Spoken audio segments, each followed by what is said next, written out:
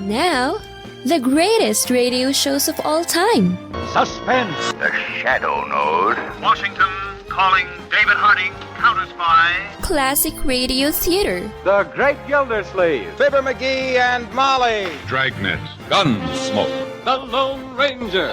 Now, step back into our time machine with your host, Wyatt Cox. Good evening, friends of the Inner Sanctum. We're going to have crime this hour, but we're going to start off with something a little different in an episode of the CBS Radio Workshop. It's one of my favorite episodes of the show. The Subways Are for Sleeping, an adaptation of a short story about a homeless man who's not a bum in New York City. If you've never heard this, you'll love it. We're also going to hear an episode of Somebody Knows from 75 years ago, August 30th, 3rd of 1950, and the lineup. Bill Johnstone from that same date. It's a Thursday, and we'll take a look at the news from that day as well. And then we will hear an episode of Inner Sanctum Mysteries and the Telltale Heart, and an episode of Lum and Abner. That is from 1942. That's all coming up here on this Sunday. This is the 3rd day of August, 215th day of the year. We have 150 days left, and this is the birthday of Jay North. If you don't know who Jay North is, well, we'll let you know in a moment. Columbus set sail from Spain on this date in 1492.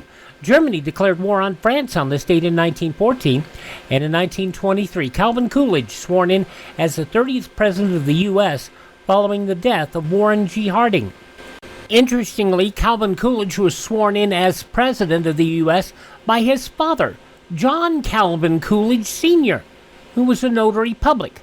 The swearing-in took place at the family home in Plymouth Notch, Vermont. In 1958, the nuclear-powered submarine Nautilus became the first vessel to cross the North Pole underwater. President Johnson on this date in 1965 doubled down on his commitment to the Vietnam War. Why don't people concern themselves something with a country that's trying to maintain her independence from aggression, that's being invaded? Now, America wins the wars that she undertakes, make no mistake about it. And we have declared war on ignorance and illiteracy. We have declared war on poverty. We have declared war on disease. And we have declared war on tyranny and aggression. Problem is, over the years, many of those wars have not been won, have not been prosecuted correctly, and they're difficult to do. And we did not win the Vietnam War. We did not win that war on aggression. We were not permitted to. And so the U.S. finally said, okay, you're not going to let us win this war. We're going home. Johnson making those remarks in a speech to the International Platform Association upon receiving the association's annual award. It was on this date back in 1977. Tandy Corporation announced the TRS-80, one of the world's first mass-produced personal computers. The TRS-80 for its time was a marvel of technology, and unlike a lot of today's computers, you didn't have to crack it open to upgrade lots of it. You know, you didn't have to upgrade it to, the only thing I think you had to crack it open to upgrade was memory. That was the only thing. Everything else you could handle outboard. Disk drives, outboard. Monitor, outboard. Everything else, outboard. And it was an amazingly versatile computer. U.S. air traffic controllers went on strike on this date in 1981. I must tell those who failed to report for duty this morning, they are in violation of the law, and if they do not report for work within 48 hours, they have forfeited their jobs and will be terminated. President Reagan would then fire 11,000 air traffic controllers 5 days later. The computer systems are not much better than they are, but President Trump has made a commitment to make airlines safer. That hopefully will come about. Mary Lou Retton won the all-around gymnastic gold medal on this date in 1984 with a perfect 10 on the balance beam. Mary Lou Retton is just about... Perfect ball! Oh, wow! Beautiful straight legs high, full twist, and she stuck it, and she's 4 feet further away from that horse than any gymnast in this meet. I'm telling you, she's going to get a 10. If she does, she is going to be the Olympic all-around champion. Mary Lou Retton, what a phenomenal first vault. And it's a 10, which gives her a 79.175, and she beats Ekaterina Szabo.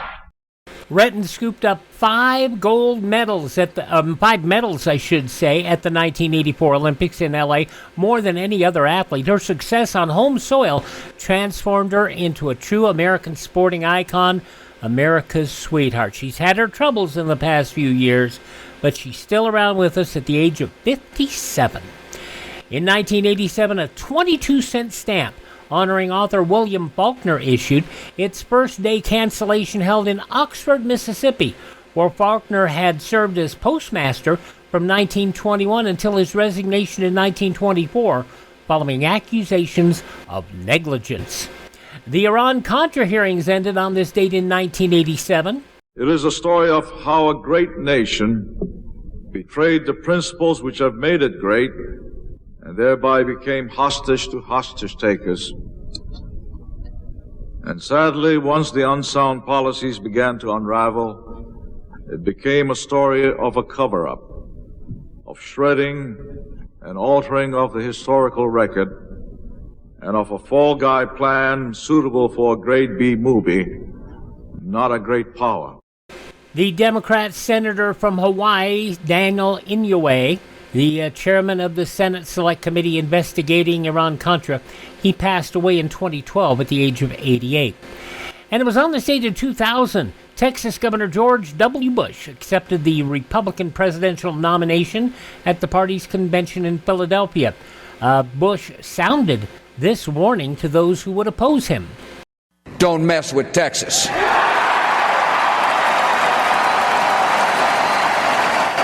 A lot of people listened.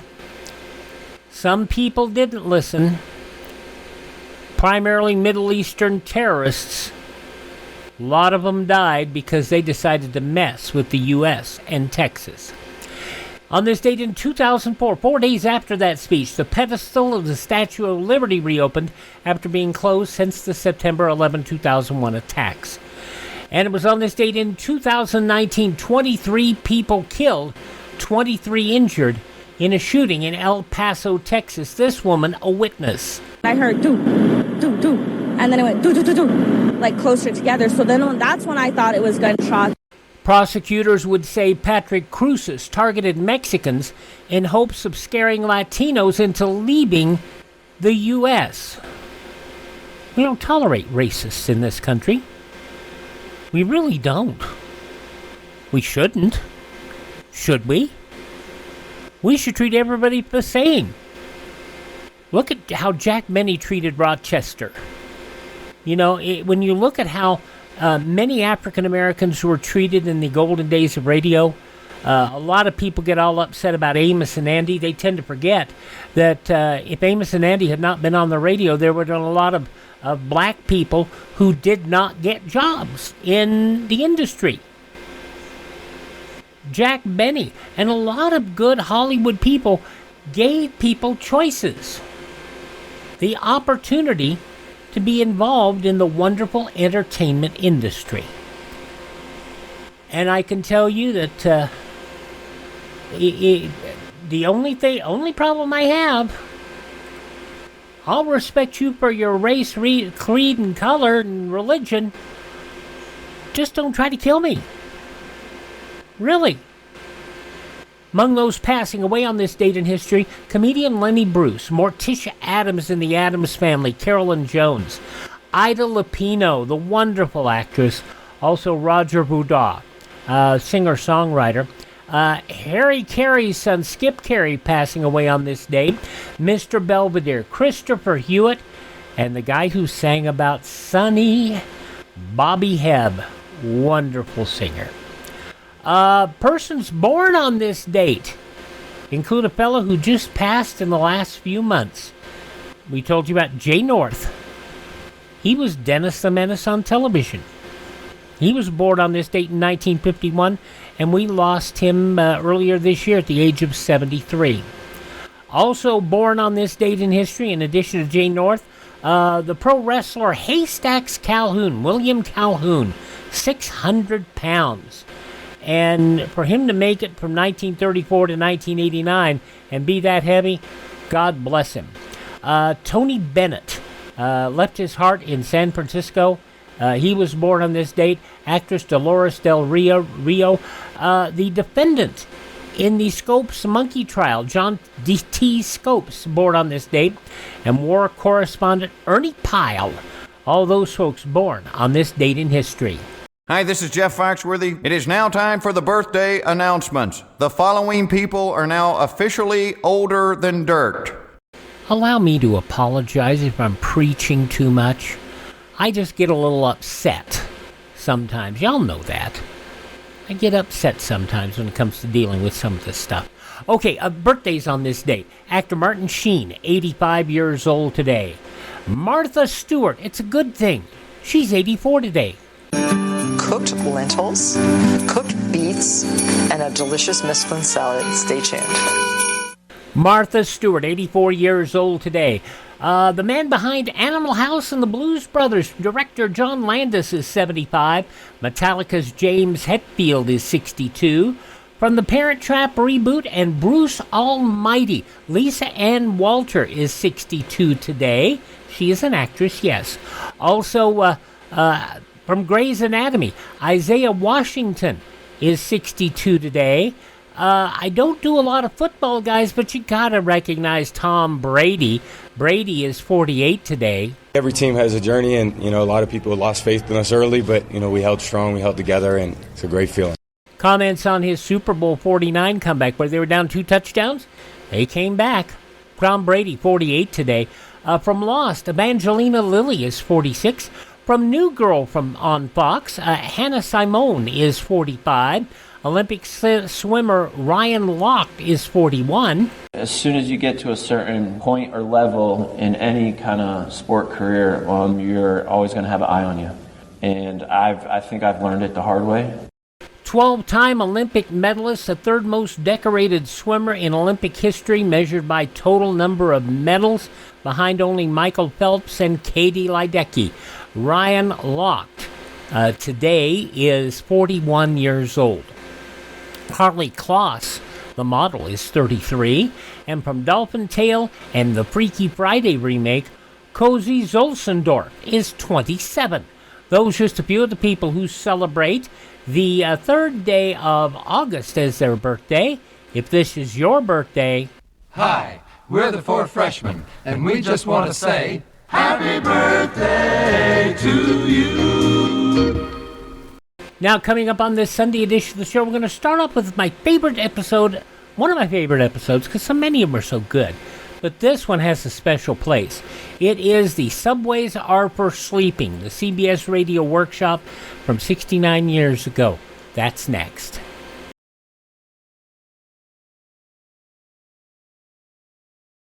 Civil defense is common sense. Hi, this is Tony Bennett. Make sure you're prepared if a nuclear attack ever comes.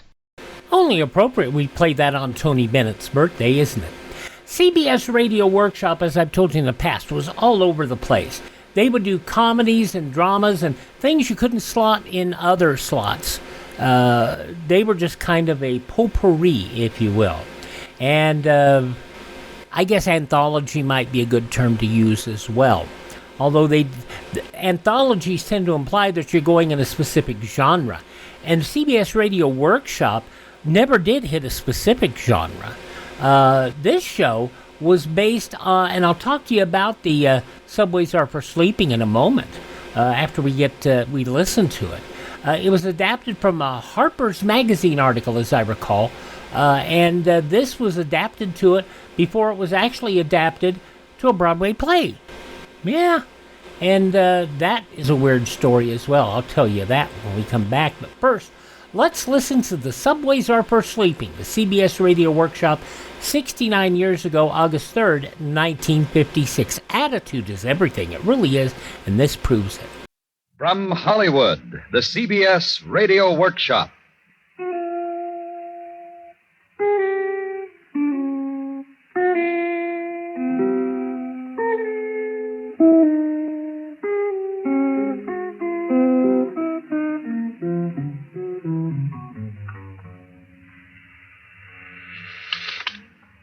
Desk clerk. Journal American 411? Right away. Good afternoon, Arthur. Oh, hello, Mr. Shelby. Any messages for me? Well, not since I came on, sir. May I have my key, please? I'm sorry, Mr. Shelby, but the manager says not to give you your key until your bill's paid. Oh? It's $113 and some odd cents. I know. You want I should call him so you can talk to him about it? No, never mind. Sorry, Mr. Shelby. It's not your fault, Arthur. I'll stop back in a couple of days to see if there's any mail. Yes, sir. Desk clerk. No, I'm sorry, Mrs. Martin. $14.66. Well, I can eat for a week or so. And plenty of people sleep in the subway. CBS Radio presents the CBS Radio Workshop, dedicated to man's imagination, the theater of the mind. Tonight, Subways Are for Sleeping, based upon the Harper's Magazine article by Edmund G. Love, a true story of one man's strange adjustment to mid-century materialism in the largest city in the world.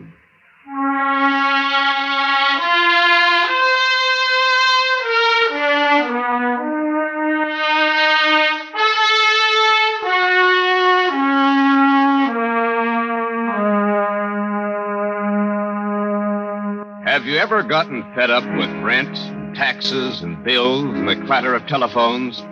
With all the demands, large and small, that our complicated civilization makes upon us?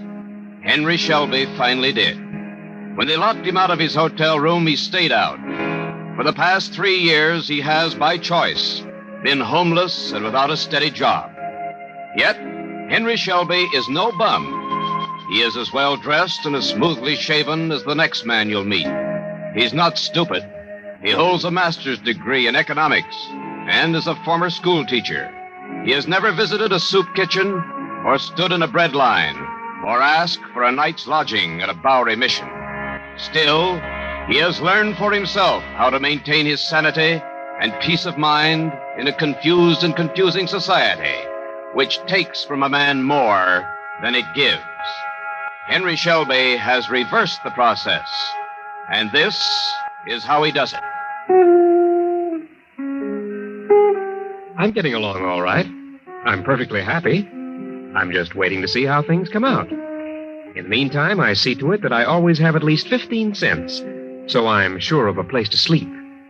And the truest statement I ever heard is that no one will ever starve to death in the United States.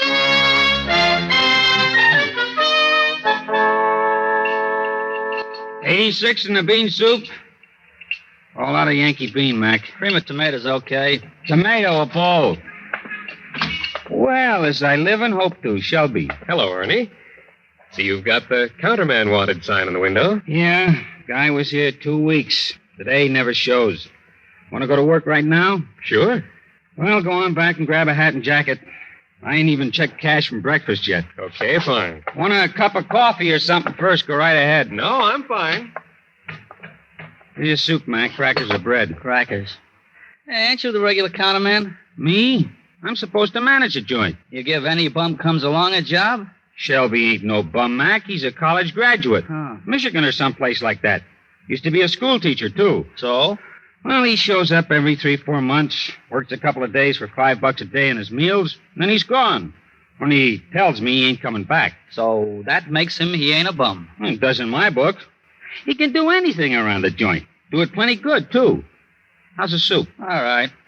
Anything else? I don't know yet. This jacket isn't exactly the best fit in the world. You look great, Shelby. I'll bet. Now, here's your checks and a punch. Everything's the same as last time he was here. Not quite. Corned beef and beans are up a nickel. Hey, they are at that. I forgot. Well, she's all yours. I'll check the register.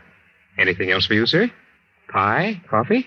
I might have some pie at that. Apple. Right. With cheese, I guess. Right. Empty the mousetrap on this pie. Hey, look, Shelby, I was thinking, I got no night chef for the moment either.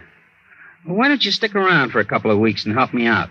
Well... 8-hour shift, 5 days, $55, and all the food you can steal. Here you are, sir. Well, I'll think about it, Ernie.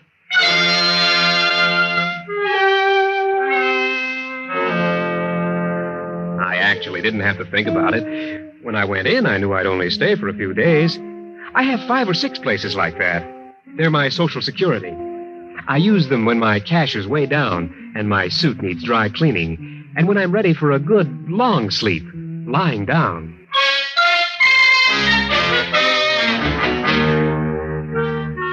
So, Henry Shelby works just long enough to get a little money ahead. Then he picks up his clean laundry and checks in at a respectable but inexpensive hotel. Here's the $4.50 in advance. I'm afraid I don't have any luggage. And will you send the valet up to my room in a few minutes, please? Once his suit is on its way to the cleaners, Shelby spends the next 24 hours in bed or under the shower. He has taken as many as 15 showers on one of these occasions and slept for as long as 22 hours. It's an extravagance, of course. Costs me $7 or $8, and that's as much as I usually spend in a whole week. But I certainly do feel fine when I check out.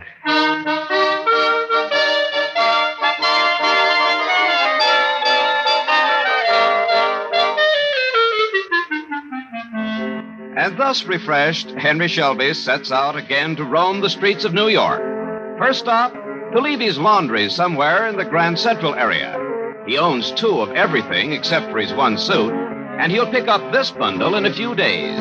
Bathe and change in a booth at Grand Central Terminal, and drop the soiled clothing off at another laundry in the vicinity.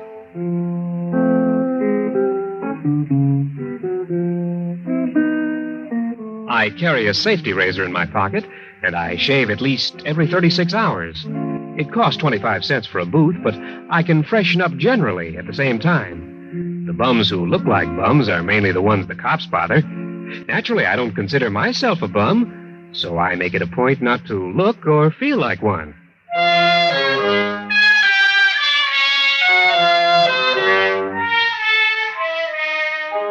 "24 hours can be a long time, particularly when all you have to look forward to is 24 more of the same. But Henry Shelby fills them with endless variations of the same pattern, and he walks between whatever geographical points are involved.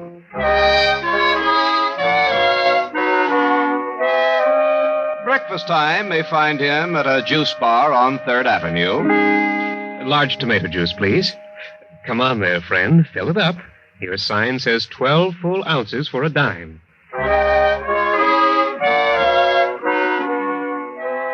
Coffee at the automat on 6th. Another cup later in the gloomy fluorescent glare of a cafeteria in the garment district.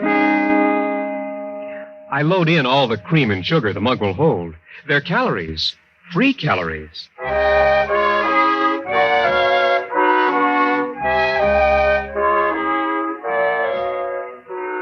Lunch in the Gramercy Park neighborhood today.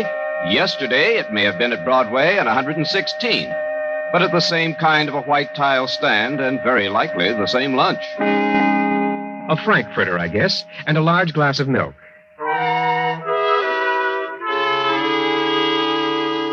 Two or three more cups of calories during the afternoon, and finally, the one substantial meal of the day. The Vienna loaf dinner looks all right. Vienna loaf coming up. Not that slice. The next one with the hard-boiled egg in it. Yes, that one. Fried or boiled potatoes, corn or stewed tomatoes. No potatoes. Plenty of starch in the bread. How about a good helping of cream spinach instead? Mac, if you got to order a la carte, why don't you go to the Waldorf for the 21, huh? Well, I'll take you to either one of them someday as my guest. Yeah, I'll hold my breath. Okay, spinach. Now, corn or stewed tomatoes? Stewed tomatoes. What's that you're putting on? Gelatin salad comes with it. No, thanks. Let's trade for a dab of those cooked carrots, okay? Now, look, They're Frank. probably cheaper than the salad. You're saving money for the management. That's what I'm interested in. Okay, but don't ask me for no Charlotte rules. There you are, man. Very good. A very well-balanced dinner. Yeah, not bad for 42 cents. Not bad at all. I may continue to give you my patronage when I'm in the neighborhood.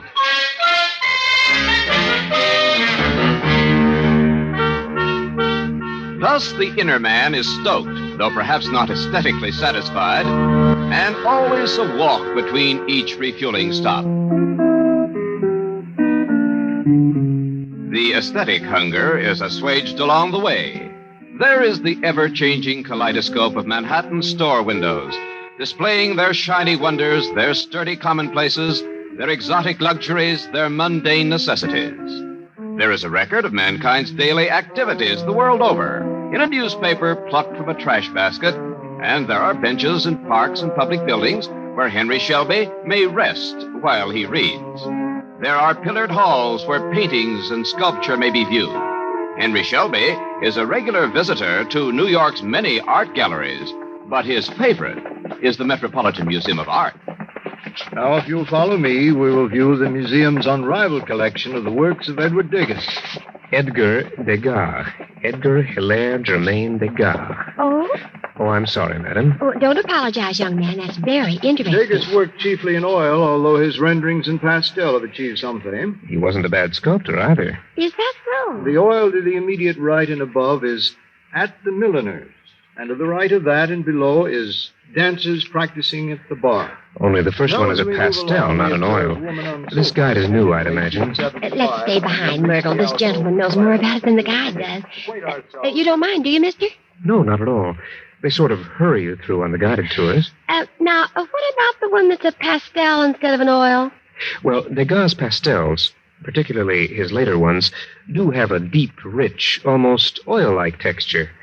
He applied the color in successive layers, fixing each tone or shade separately, and using open lines to allow each undercoat to show through. Oh, well, I don't quite understand, but I see what you mean. Are you an artist? No, although I'm planning to do some painting. Sometime. Well, my daughter's very artistic, back in Chillicothe. What's this one, that lady sitting with a big bouquet? That's an oil. It's called Woman with Chrysanthemums. Well, that's a good name for it, isn't it? Yes, isn't it? Say, if you aren't an artist, how do you know all these things? Oh, I spend a lot of time here, and I read a great deal. Oh, you certainly must. Goodness, you're a regular Billy Pearson. I beg your pardon? You know, the jockey on television. Oh, yes. I've read about him. Didn't he win $64,000 and then go on and tie with a fellow named Price for another 64 or something? Yeah, that's the one. Did you ever watch those programs? No, I can't say that I do. I'm afraid I don't have a television set.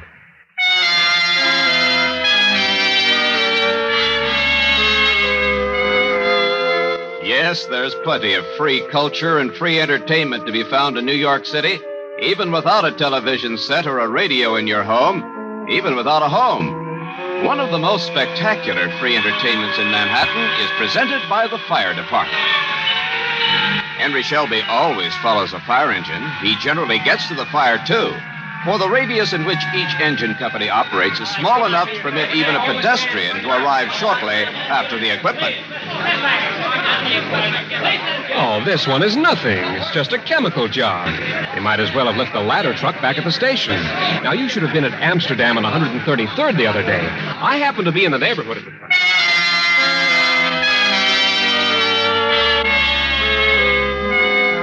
There are the inevitable New York traffic accidents. Shelby has a nose for these and for straight fights, and he never leaves the scene until the last policeman has closed his notebook.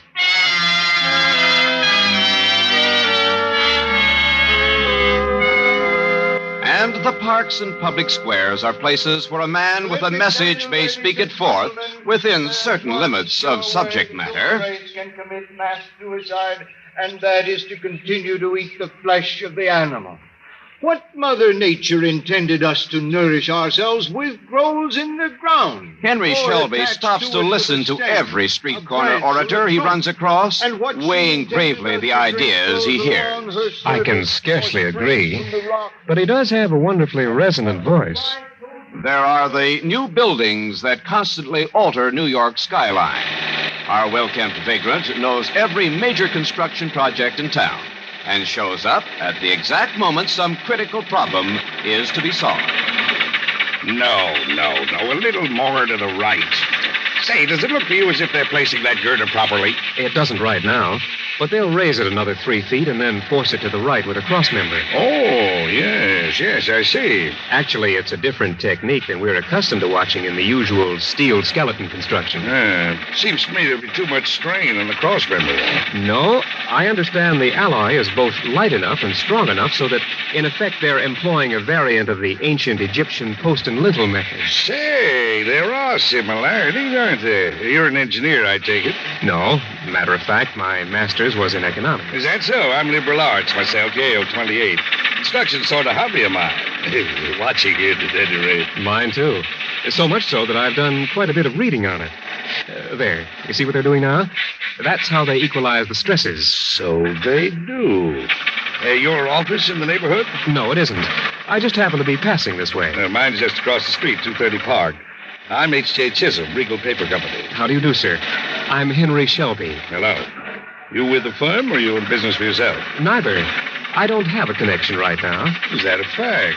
Well, if you're looking, why don't you stop by the office whenever it suits you? We might very well have something for a chap like you. That's mighty nice of you, Mr. Chisholm. I'm not really looking at present, but I'll certainly remember you when I am. I wish you would. Say, wouldn't it save time and an extra piece of heavy equipment to haul those I-beams up on the construction elevator and then place them with one of those small hoists? It seems that it would at that. I think you have something there, Mr. Chisholm, and I'm going to look into it the next time I'm at the library.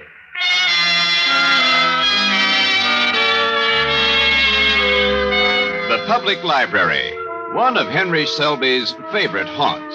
A fellow vagrant once advised him that the library was a good place to keep warm on a cold day. But he found it to be much more than that. On his first visit to the massive old building at 42nd and 5th Avenue, he asked for a copy of the New York Times for November 10th, 1936, and was referred politely to the microfilm room. Here you are, sir. Are you familiar with the operation of the viewing machine? Not particularly. I'll be happy to show you. The entire edition is on this roll of film. You place it in the machine, attach the end, and thread it this way. Close the machine and turn the handle forward. Yes, it's fine. You sit right down here, use the headrest, and view the film through the aperture. Yes, I see. Very clear. And very comfortable. Yes, isn't it? It rather makes research a pleasure, doesn't it? I should say so. What if I fall asleep? Well, I'm afraid no one would awaken you if you did. There seem to be so few of you scholars taking advantage of our microfilm facilities. Just come to the desk if you wish additional rolls. Say, how long has this been going on?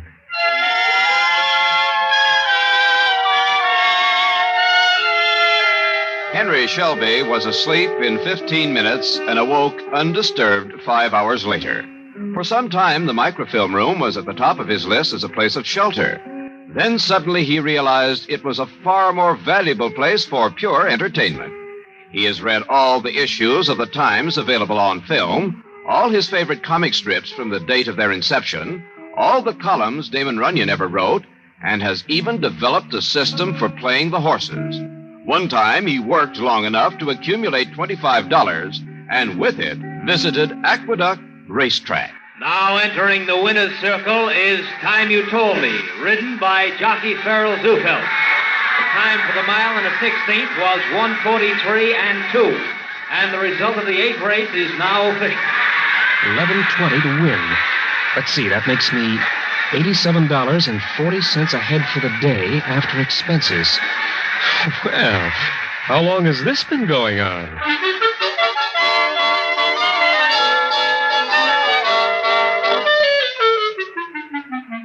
Very Very prudently, Henry Shelby bought himself a new suit of clothes, leaving his original $25 untouched. A few days later, he visited Belmont Park and lost the entire sum. I still play the races in the microfilm room. During the winter, I study the preceding summer's entries, make my selections, and check them against the results in the following day's paper. I never look at the results in advance. Might just as well be honest about it.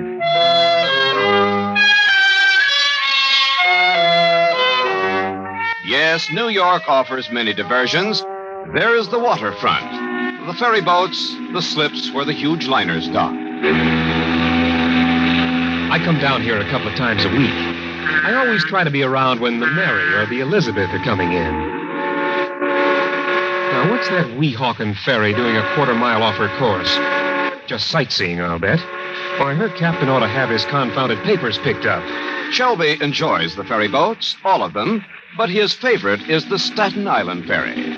There's nothing quite like it in the world. Outward bound from the Battery, there's the thrill of passing the Statue of Liberty. And coming back, Miss Liberty welcomes you home as the incredible skyline of lower Manhattan hangs shimmering in the haze, like the pleasure dome of Kubla Khan. Where else can a poor man get such an ocean voyage for a dime? Of course, 10 cents for one round trip does put the Staten Island ferry in the luxury class, but during the rush hours, Shelby has discovered that he can board the Jersey Central ferries across the Hudson and make 3 or 4 trips for the same dime without being noticed. This kills time and also furnishes amusement, for Shelby quietly enjoys criticizing the pilots who do not bring their vessels squarely into the slips. Among other things, Henry Shelby has become an expert on the management and conduct of New York Harbor. And then there are the parades. New York City is the only place where there is a parade of some sort every day. That's one of the reasons Henry Shelby is happier here than he would be in any other city in the world.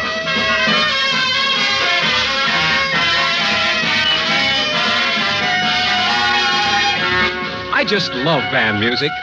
Why, last Armistice Day, I saw 5 different parades and even marched in one. I carried the front end of the bass drum and got $3 for doing it.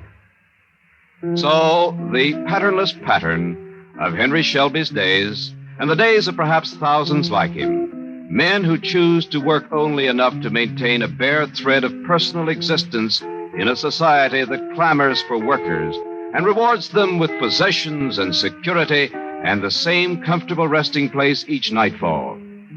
Where does Henry Shelby sleep? A clean hotel bed is a once-a-month extravagance to him. Perhaps he trudges to the Pennsylvania station and boards an 8th Avenue subway train at about 1 o'clock in the morning.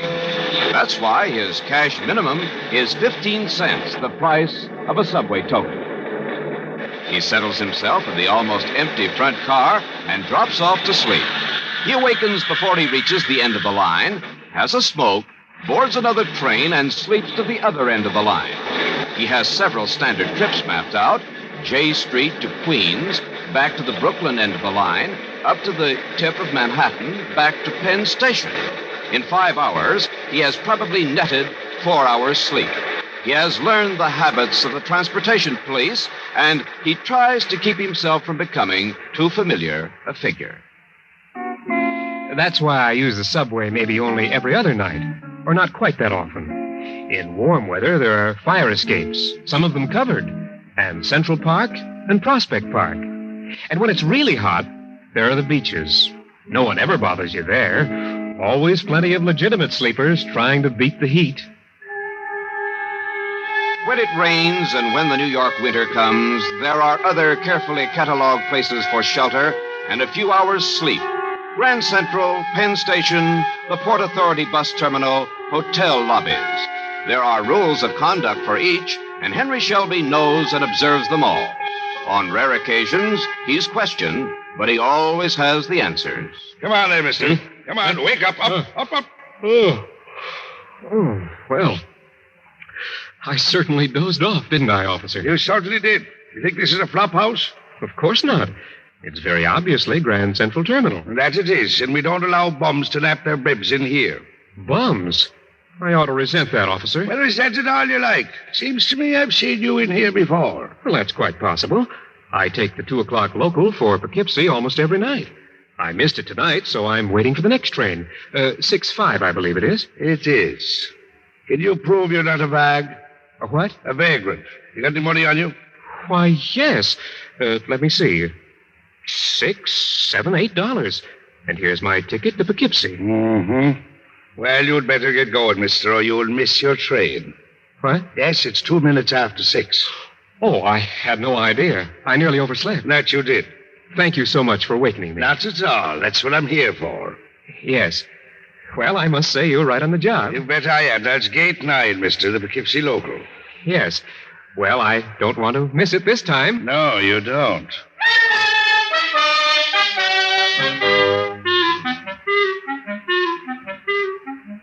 So, for the first time, Henry Shelby had to take the train for Poughkeepsie under the suspicious glare of the railroad cop. But the ticket was never punched, for he got off the train at 125th Street to begin another day of Manhattan meandering. Henry Shelby is never without 3 tickets. 1 to Poughkeepsie, 1 to Princeton, and the 3rd to Elizabeth, New Jersey. His operating equipment for sleeping in the 3 major terminals.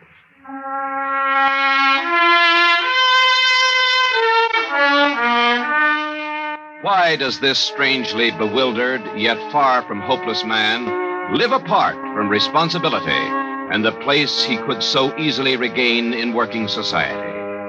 How many weeks, or months, or years will he continue to walk the streets of Manhattan?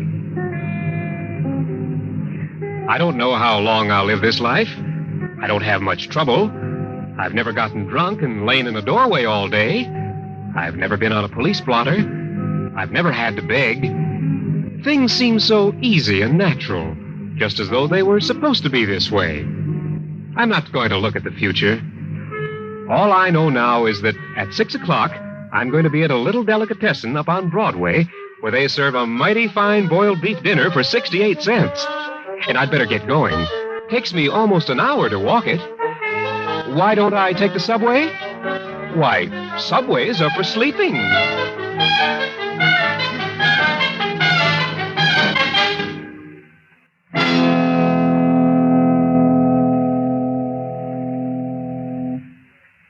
The CBS Radio Workshop is produced in Hollywood by William N. Robeson and was tonight directed by Mr. Robeson. Subways Are for Sleeping was based on the Harper's Magazine article by Edmund G. Love and was adapted for the workshop by Fran Van Hartesveld. Henry Shelby was played by Byron Kane, and the narrator was William Keneally. Also heard in the cast were Sarah Selby, Helene Burke, Edwin Bruce, Frank Gerstle, Court Falkenberg, Tony Barrett, Ted Bliss, and Alan Reed. The original score was composed and conducted by Fred Steiner.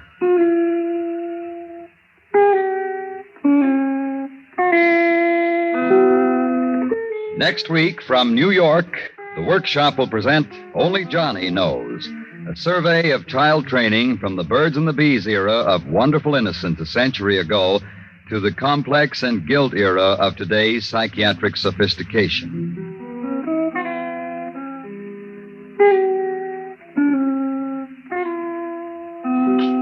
A brilliant performance of the rarely played Symphony No. 6 in D minor by Jan Sibelius with Nils Erik Fugstad conducting the Sibelius Festival Orchestra is yours for the listening this Sunday when World Music Festivals comes your way on most of these same stations. Stay tuned for 5 minutes of CBS News to be followed over most of these same stations by My Son Jeep. America listens most to the CBS Radio Network.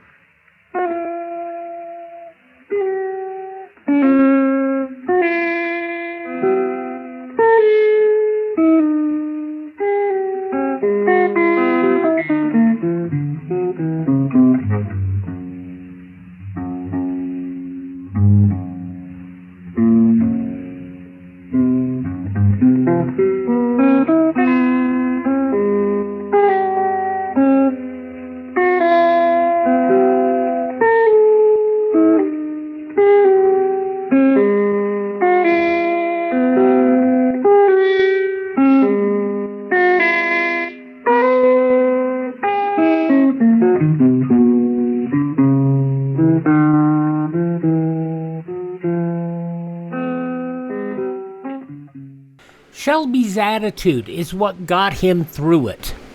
Now, you'll notice in the show notes there is a Harper's Magazine link to the original story, Subways Are for Sleeping. And what really annoys me is they used to have a really great article up on Wikipedia. And they have dedicated that article now strictly to the musical that was based on the book, Subways Are for Sleeping. And I guess it's just because the story of the things that they did in this musical, and the musical apparently was quite good. It didn't stay open long. It opened 2 previews, but they couldn't get advertising. They couldn't get advertising was the biggest thing. They couldn't get subway advertising. Transit Authority refused to post those advertisements talking about subways are for sleeping. It'd be perceived as sanctioning it. So David Merrick, the producer, and the press agent invited individuals with the same names as prominent theater critics to see the show and use their favorable comments in print ads, and they took pictures of them. So, you had Walter Kerr, Richard Watts, Howard Taubman coming in to see them. Well, it turns out that it got blown up because somebody discovered the real Richard Watts wasn't African American. It ran in one edition of the New York Herald Tribune, and it gave them a little boost for a little while. But it didn't run long. Subways Are for Sleeping. The music is still greatly appreciated today, though. I have found that much of the comments online are based on that, the fact that the music was so darn good. Subways Are for Sleeping, an episode of the CBS Radio Workshop, going back 69 years, August 3rd, 1956, here on Classic Radio Theater with Wyatt Cox. Okay, we're going to start taking a look at a Thursday, which was August 3rd, 1950, 75 years ago. We'll start off with an episode of Suspense's summer replacement for 1950, Somebody Knows, a unique program, which is why I play it.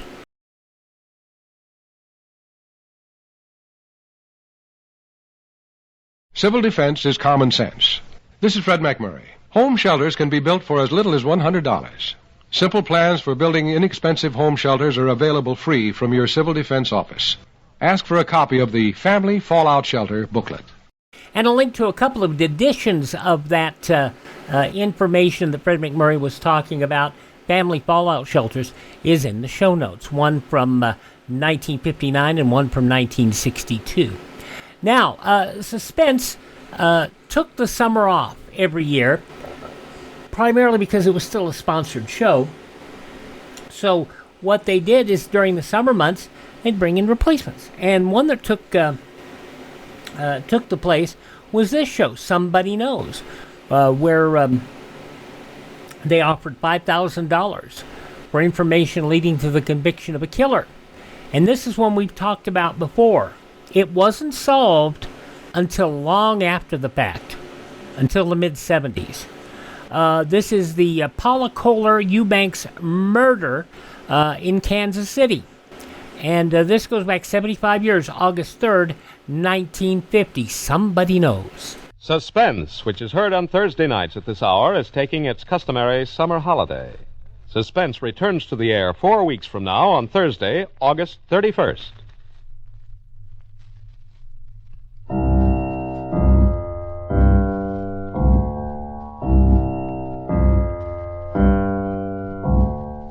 Ladies and gentlemen, a $5,000 reward will be offered each week on the program immediately following this announcement.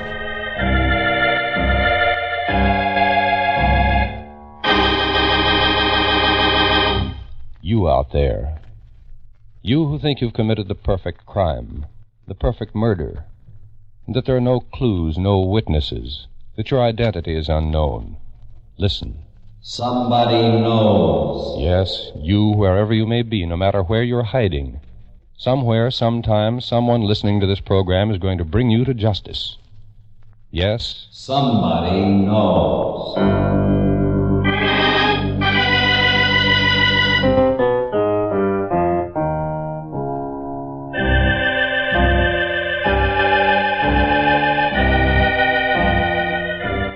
Columbia Broadcasting System presents Somebody Knows, a program conceived in the public interest, dedicated to aiding the forces of law and order in the solution of this nation's unsolved crimes.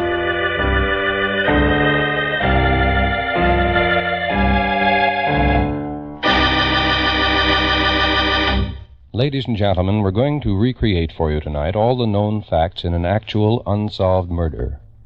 Somewhere, someone among you's had contact with the killer or killers. Someone whose identity need never be known has seen evidence or possesses information that can lead to the solution of this crime.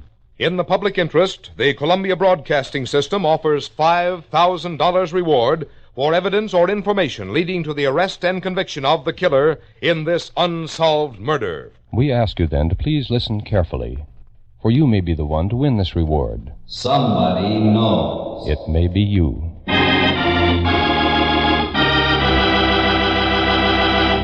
And now we open the files on one of this nation's unsolved murders. It's homicide file number A1-1947 of the Kansas City, Missouri Police Department. The unsolved murder of Paula Kohler Eubanks.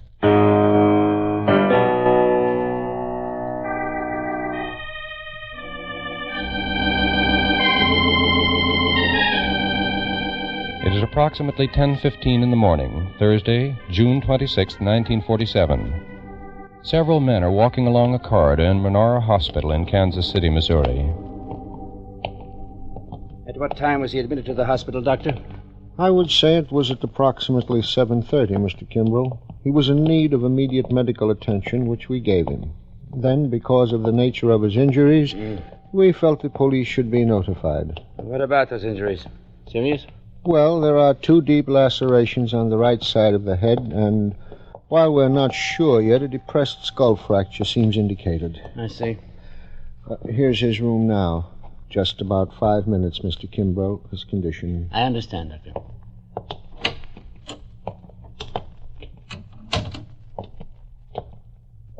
Mr. Mendoza? There are some men here who'd like to ask you a few questions. Men? Questions? Yes, Mr. Mendoza. I'm James Kimbrough, prosecutor of Jackson County. These men are Mr. Randall, my assistant, and Detectives Gibson and Miller. What is it you... Is it about Paula Eubanks? It is, Mr. Mendoza. Have you any statement for us? I will tell you everything I know, Mr. Kimbrough.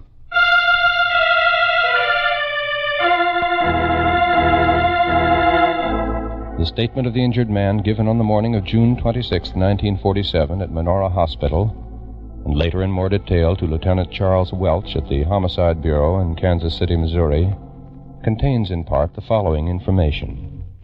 My name is Hector Mendoza. I am 22 years of age, single, and live at the YMCA.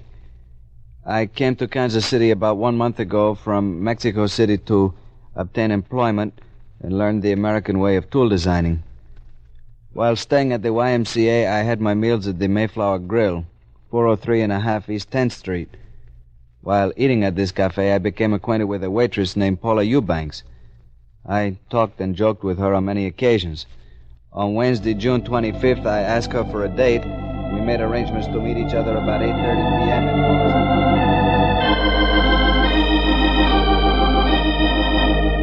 On Wednesday evening, June 25th, 1947, Hector Mendoza has his first date with Paula Eubanks.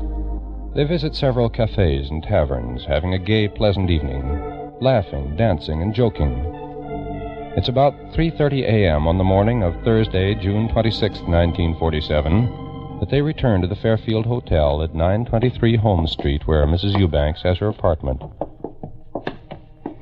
Would you like to sit out here on the porch and talk for a while, Hector? You know I would, Polly, if it is not too late for you. Oh, no. Now everything's been so nice. Here. We can sit down here. Yes, this will be very nice. Oh, it's been such a wonderful night, Hector. You're a very good dancer, you know. How could I be anything else when it was you with whom I was dancing? There you go again, saying those nice things. You know, I'm going to miss you when you go to New York. Well, you know I mean them, Paula. As Paula Eubanks and Hector Mendoza sit on the front porch of the hotel talking, a heavy-set man is walking south on Holmes Street. There's enough trouble in life. As he reaches a point opposite the hotel, he turns in, moves up the steps, and onto the porch. That is why you meant so much to me when you made me feel so much at home here in Kansas City. You're so warm and gay and laughing. All right, you two. Get up. The man is standing beside them. The blue steel automatic in his hand is plainly visible. I said get up. Better do as he says. Get up. Now, put your hands up. All right. I know you. You're new in town. Yes, I've been here about 6 months. Yeah. Look, my friend, why don't Stand still. Do as he tells you. Yeah. If you're gonna rob us, take what you want. Yeah. I know you, fella. What's your name? Hector Mendoza. Yeah. I know you, fella. What's your name? It is Hector Mendoza.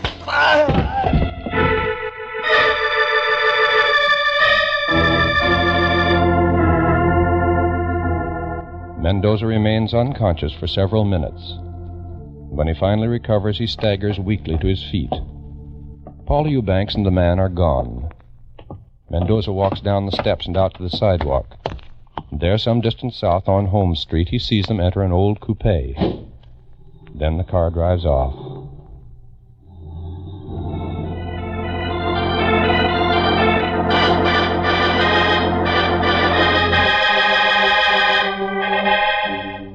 It is now 4:15 a.m., the morning of Thursday, June 26, 1947.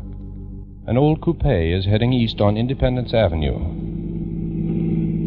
Near the 6000 block, it approaches an old abandoned city dump. Then it slows and turns abruptly into the driveway leading into the dump.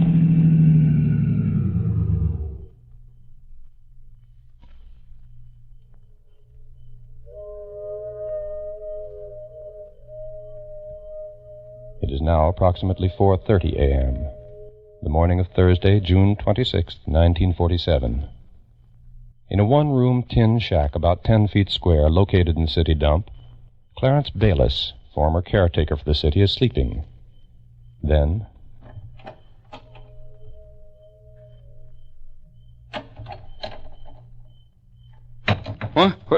What is it? What?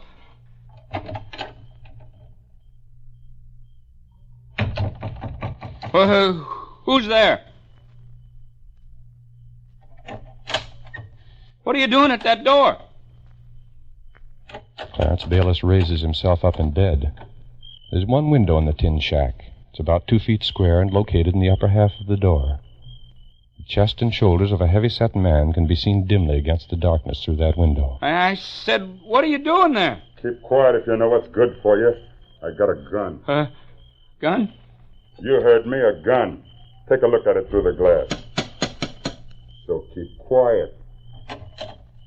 What are you doing with the door? I'm locking you in. Okay. Now remember what I said. Keep quiet, or I'll be back for you. Clarence Bayless remains in bed quietly, listening. Then, after a while, he hears the dim murmur of voices from somewhere outside the north side of the shack. The low, apparently friendly conversation continues for a short while. Then... Honey, no. Honey, don't kill me. Honey, don't kill me. I'm not going to kill you. I was trying to see if you were still asleep. Clarence Bayless continues to listen from inside the tin shack. He hears a faint sound as though a scuffle is taking place somewhere. It seems to be coming from an old shed some 5 feet away from Bayless's shack. It lasts a short while, and then stops.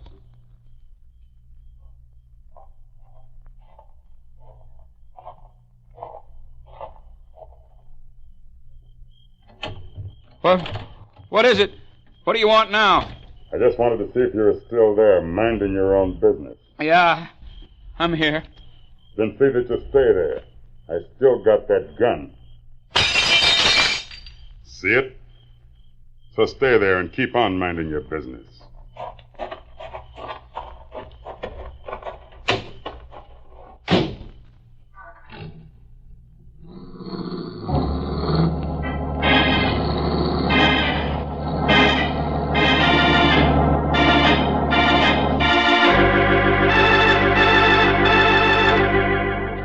It is now 4:45 a.m., the morning of Thursday, June 26, 1947.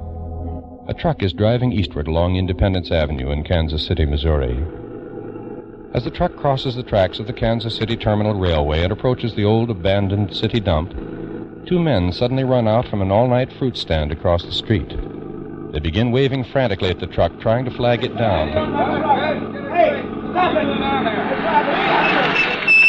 Hey, what's the big idea out there? You want to get killed or something? What's the idea of jumping... Police! Something happened! Go to the police station down the street and tell them to... Police station? What's wrong? What happened? I don't know for sure, but there was a man and a woman. He's nuts or something. He's got a gun. I seen him leave, but not her. She's disappeared. The noise they were like making... Like that, huh? Maybe... Okay. I'll get the cops for you.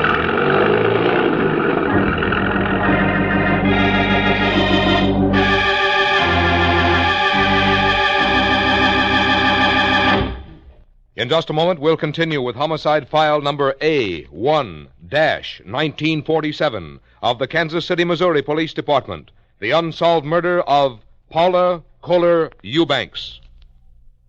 Here's a message for young women who are looking for an interesting and worthwhile career. In order to meet the constantly rising demand for nurses, the nursing profession offers untold opportunities for ambitious, healthy girls who are at least high school graduates. From the time you become a student nurse, you have a chance to work with fine doctors and scientists and to help your fellow men. Inquire at your nearest hospital about how you can become a student nurse. Now back to Somebody Knows and a true case history of an actual murder.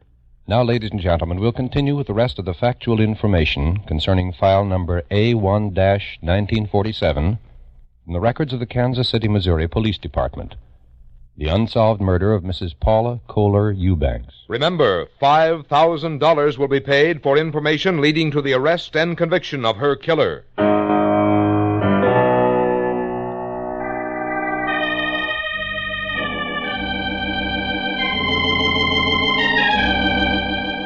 It's approximately 4:50 a.m., the morning of Thursday, June 26, 1947.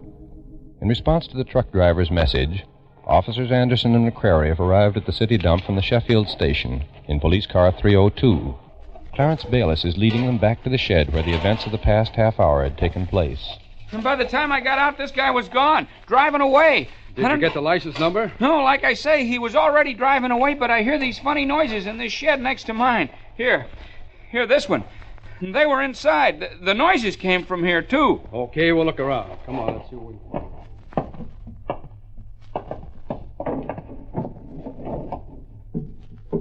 Nothing in here but a lot of junk, Bayless. You sure they were inside here? Yeah, I'm sure. That's where the noises came from. Well, there's nobody in here now. You're sure that lady didn't leave with her? Oh, I tell you, she didn't. I seen through my window.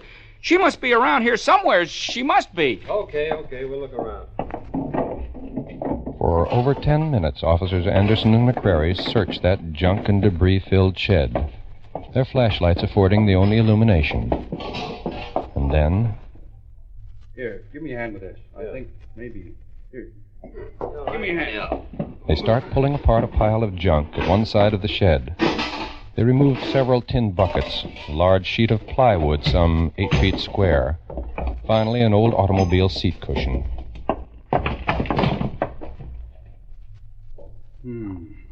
Looks like Bayless was right. The lady didn't leave this shed.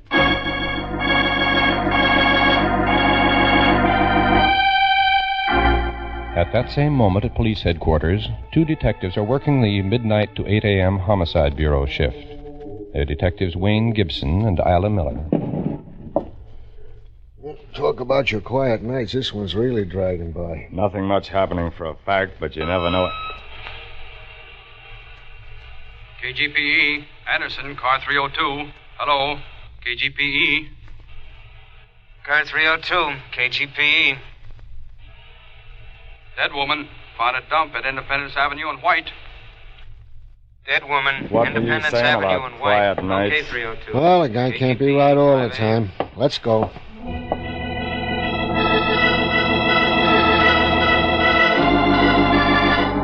Detectives Gibson and Miller leave immediately in cruiser number 22 and go to the scene of the crime. Their initial homicide report, as given to Chief of Detectives Frank B. Collins, contains the following information. On arrival at Independence Avenue in White, Officers Anderson and McQuarrie, car 302, directed us to an old shed which is located on what used to be a city dump. Lying on the floor, we found the victim. She was lying face down. Her face was bloody, and spots of blood were around the body and on the walls of this shed. Lieutenant Welch was notified immediately, also the prosecutor's office. Within a few minutes after his notification, Lieutenant Charles Welch, head of homicide, arrived at the scene and was fully informed of the situation. What about the identification, Gibson? None made as yet, Lieutenant.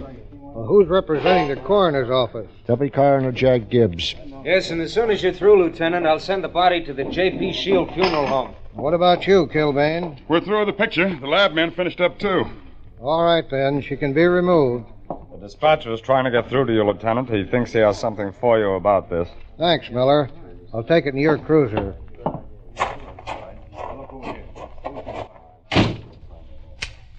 KGPE, Lieutenant Welch, KGPE. Lieutenant Welch, KGPE. We received a call from the Fairfield Hotel at 923 Holmes. The managers report some large spots of blood on the front porch. Also a woman's raincoat and black pocketbook on one of the chairs. They belong to a Mrs. Paula Eubanks, one of their tenants. They've checked and say her room's empty, hasn't been slept in. All right, dispatcher. We'll check on it.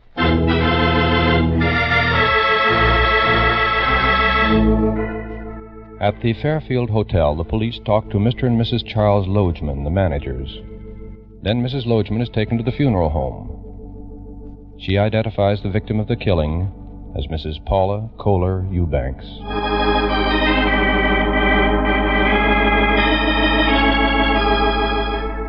Meanwhile, Dr. James Walker, the coroner, has made a preliminary medical examination.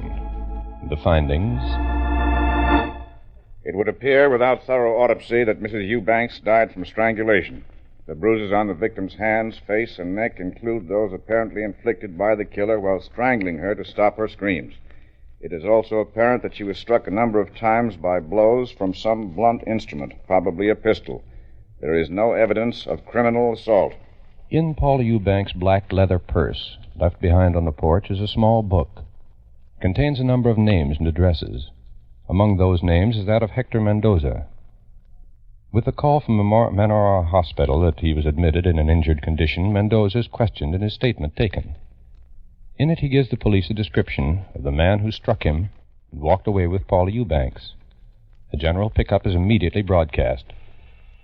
KGPE, all stations. Pickup for investigation of murder. One white man. Age 28 to 30. Height 5'10". Weight 170 to 180. Dirty blonde. Small mustache. Heavy, thick shoulders. When last seen was wearing dark double-breasted suit, dark felt hat. KGPE 1142.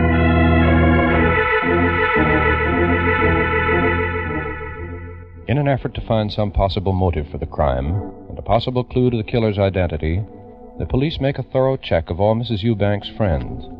A thorough investigation into her past life.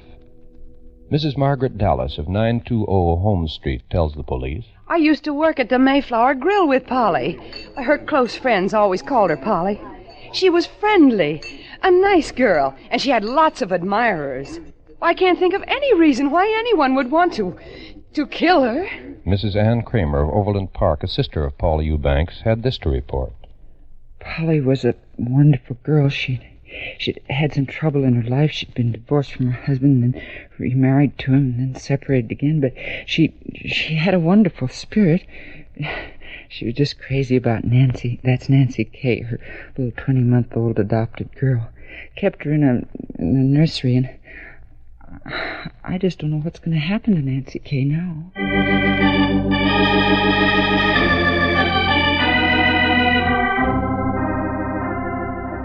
Then, a strange and unusual development takes place in the case. Mrs. Dora Ann Morrell of 908 Jefferson Street, who'd worked as a waitress with Mrs. Eubanks at the Mayflower Grill some 2 months before, pays a visit to William H. Randall, assistant prosecutor of Jackson County. Polly called to me one day at the restaurant. She had a pad of restaurant order blanks in her hand. She wrote something on the back of one of those sheets and gave it to me. She told me to read them if anything ever happened to her. Here it is. Mrs. Morrell hands over the order blank. On the back of it, Paula Eubanks had written a number of Bible references. The references were Proverbs 8:12, Revelations 3:12, Matthew 11:14, Matthew 17:10 through 14, and Mark 9:13.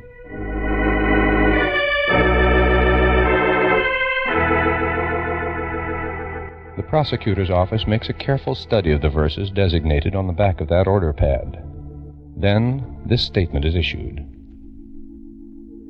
The verses apparently were selected to be read in chronological order by listing. Since the 14th verse of the 17th chapter of Matthew ends, "There came to him a certain man, kneeling down to him and saying," and the reference continues with Mark 9:13, which reads, "But I say unto you that Elias is indeed come, and they have done unto him whatsoever they listed, as it is written of him."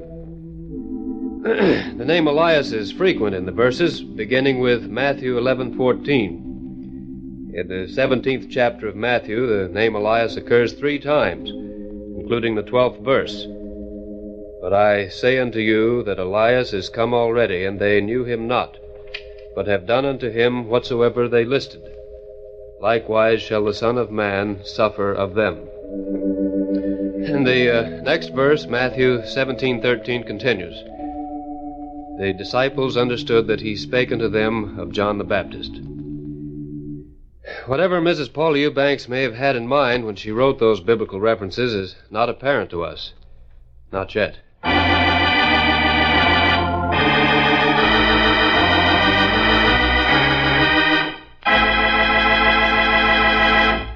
Now listen carefully, please. Listen, all of you, wherever you may be. We're going to give you a recapitulation of all the pertinent facts in the unsolved murder of Paula Kohler Eubanks.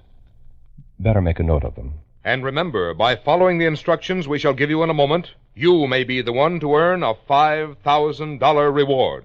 Now, here are the actual facts in the case.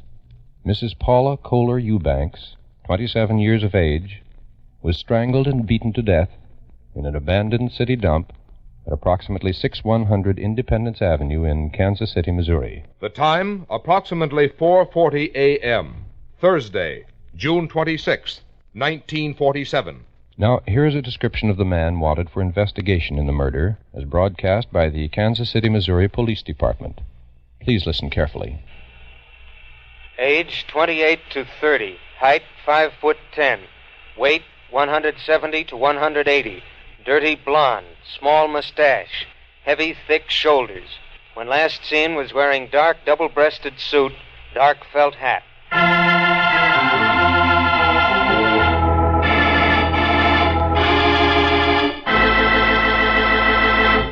Ladies and gentlemen, if any of you possesses information that may have a bearing on the unsolved murder of Paula Kohler Eubanks, and please don't send in guesses or hunches, but only actual, authentic information, follow these instructions so that your name and identity need never be made known unless you wish.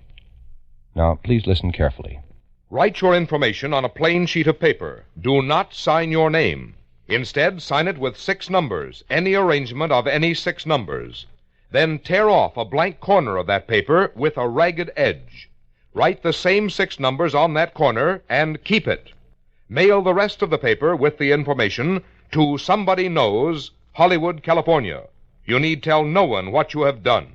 Mail your letter to Somebody Knows, Hollywood, California.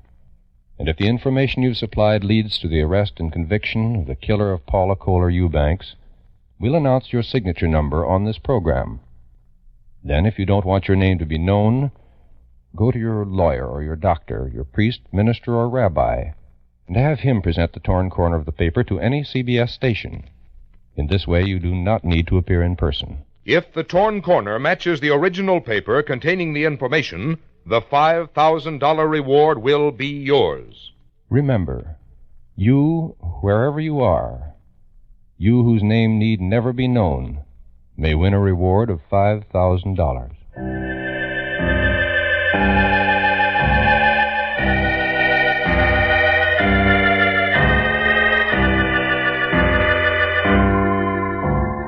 Next week at the same time, we'll present another true case history of unsolved murder. It's homicide file number HF12342 from the records of the Boston, Massachusetts Police Department. The unsolved murder of Samuel I. Parris. You out there, you who have murdered in cold blood and think you've gotten away with it, listen. You cannot escape. There is no perfect crime. Remember, you are not unknown. Somebody knows.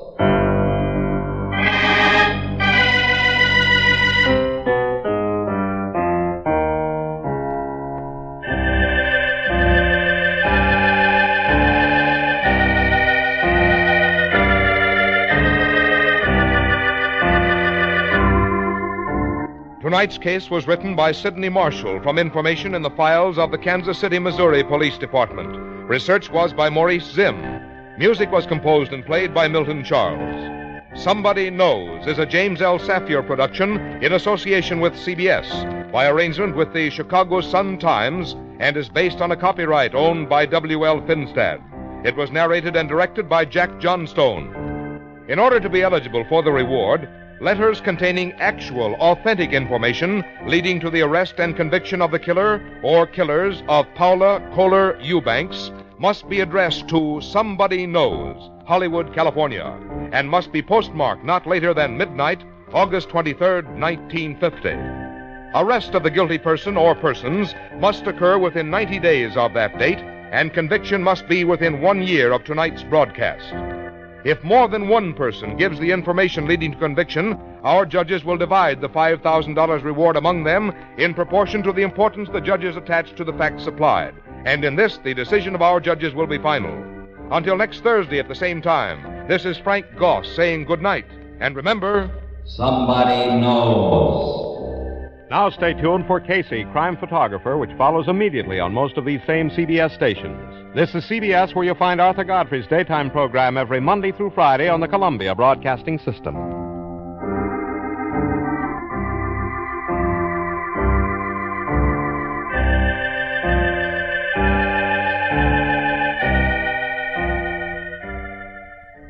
Of the 8 cases documented and the $40,000 collectively offered, none of these cases not only did not get any leads that qualified while the show ran on the air, 7 of the 8 remain unsolved to this day. This is the only one that ended up being solved. But it wasn't solved until 1974. Kansas City, Missouri police say a woman came forward claiming her estranged husband was the killer. She shared intimate knowledge of the killings, including personal items taken from Eubanks. Police concluded, yes, her husband was the killer. However, it was discovered he passed away in 1973 out of respect to his family. Police have never publicly named the man. So that's the only thing. You know, it was an ambitious effort. Unfortunately, nobody ever came through. Somebody Knows, as it was broadcast 75 years ago today, August 3rd, 1950, on Classic Radio Theater with Wyatt Cox. We'll take a quick look at the news from this date 75 years ago in a moment, and I ask you to come by and visit our webpage at classicradio.stream.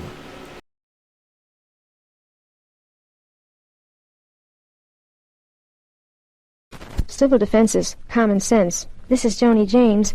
After nuclear attack, what radioactive fallout will be a potential threat to every living thing. You can't hear, or smell, or taste fallout. Often you can't see it, so you must take shelter and stay there until told it's safe to leave. Okay, while we're taking a look at the shows of Thursday, August 3rd, 1950, let's take a look at some of the headlines and, of course, the Korean War. Front and center, cocky, tough-talking leathernecks of the U.S. 1st Marine Division strapped on their battle gear, prepared to head to the front lines to get this war over with. Robert C. Miller, writing for United Press, reported with whoops and cheers the Marines started ashore at 9:40 last night to the strains of their anthem from the halls of Montezuma to the shores of Tripoli, played by a Negro infantry band.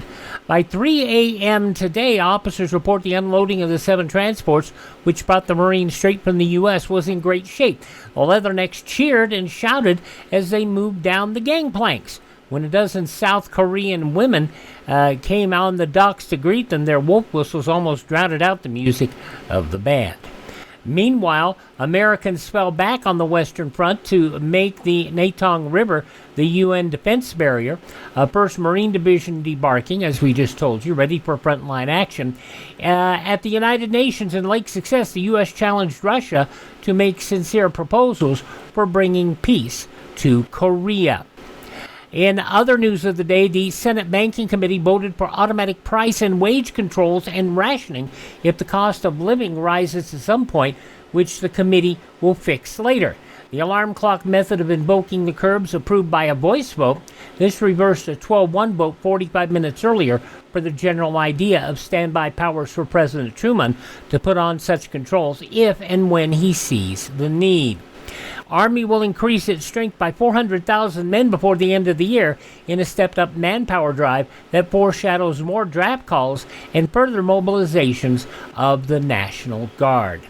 A Negro admitted last night killing an Atlanta truck driver and his woman companion, that from Fulton County, Georgia Police Captain W.L. Duncan. The bodies, partially clad and covered with a quilt, were found yesterday after 3 Negroes had been attracted to the scene by the aroma. Secretary of State Dean Acheson yesterday accused Russia of violating its UN obligations by stalling when it should be working for peace in Korea.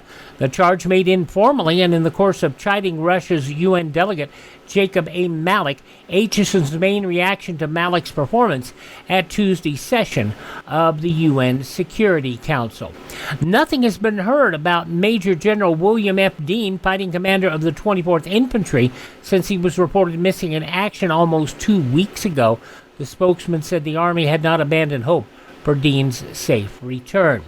With the DuPont Company assigned yesterday to design, build, and operate new atomic plants on a 200,000-acre site yet to be determined, the government appeared to be gearing itself to produce a hydrogen bomb without slackening its pace on A-bombs.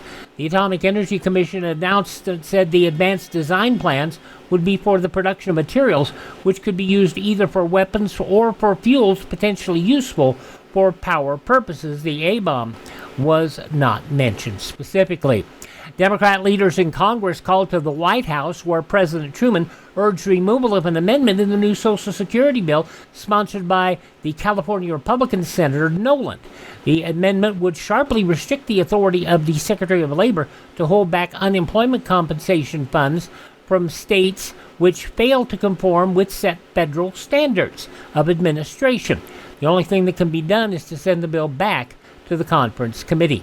Under a new agreement announced yesterday by Eric Johnson, president of the Motion Picture Association, Hollywood movie companies will be able to take more than their present limit of $17 million in earnings out of Great Britain. How much more? Not made known, but under the old agreement, producers were forced to use earnings over the $17 million limit to produce films in England or for other specified uses.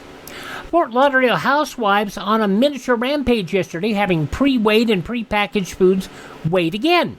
City managers of Fort Lauderdale, Fred D. Rankins, said investigators have found a number of instances in which prepared, weighed, and priced foods were improperly marked. Weights written on packages of meat were 5 to 20% more than the actual weight in several stores.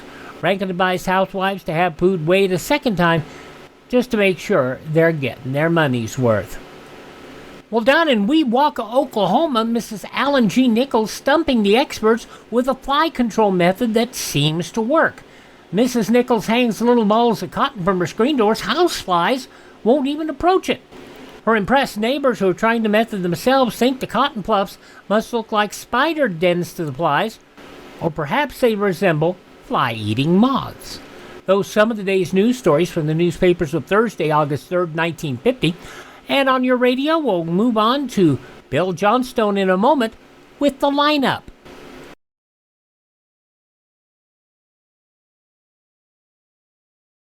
Listen and learn through civil defense. This is Johnny Cash. I'd like all of you to remember that America can withstand enemy attack if we support the emergency plans of our community and learn to help ourselves. Make sure you're prepared. Contact your local civil defense office today. Thank you, Johnny. Now, an episode of The Lineup starring William Johnstone and Wally Mayer. This goes back 75 years to Thursday, August 3rd, 1950. Ladies and gentlemen, we take you now behind the scenes of a police headquarters in a great American city, where under the cold, glaring lights will pass before us the innocent, the vagrant, the thief, the murderer. We take you now to The Lineup.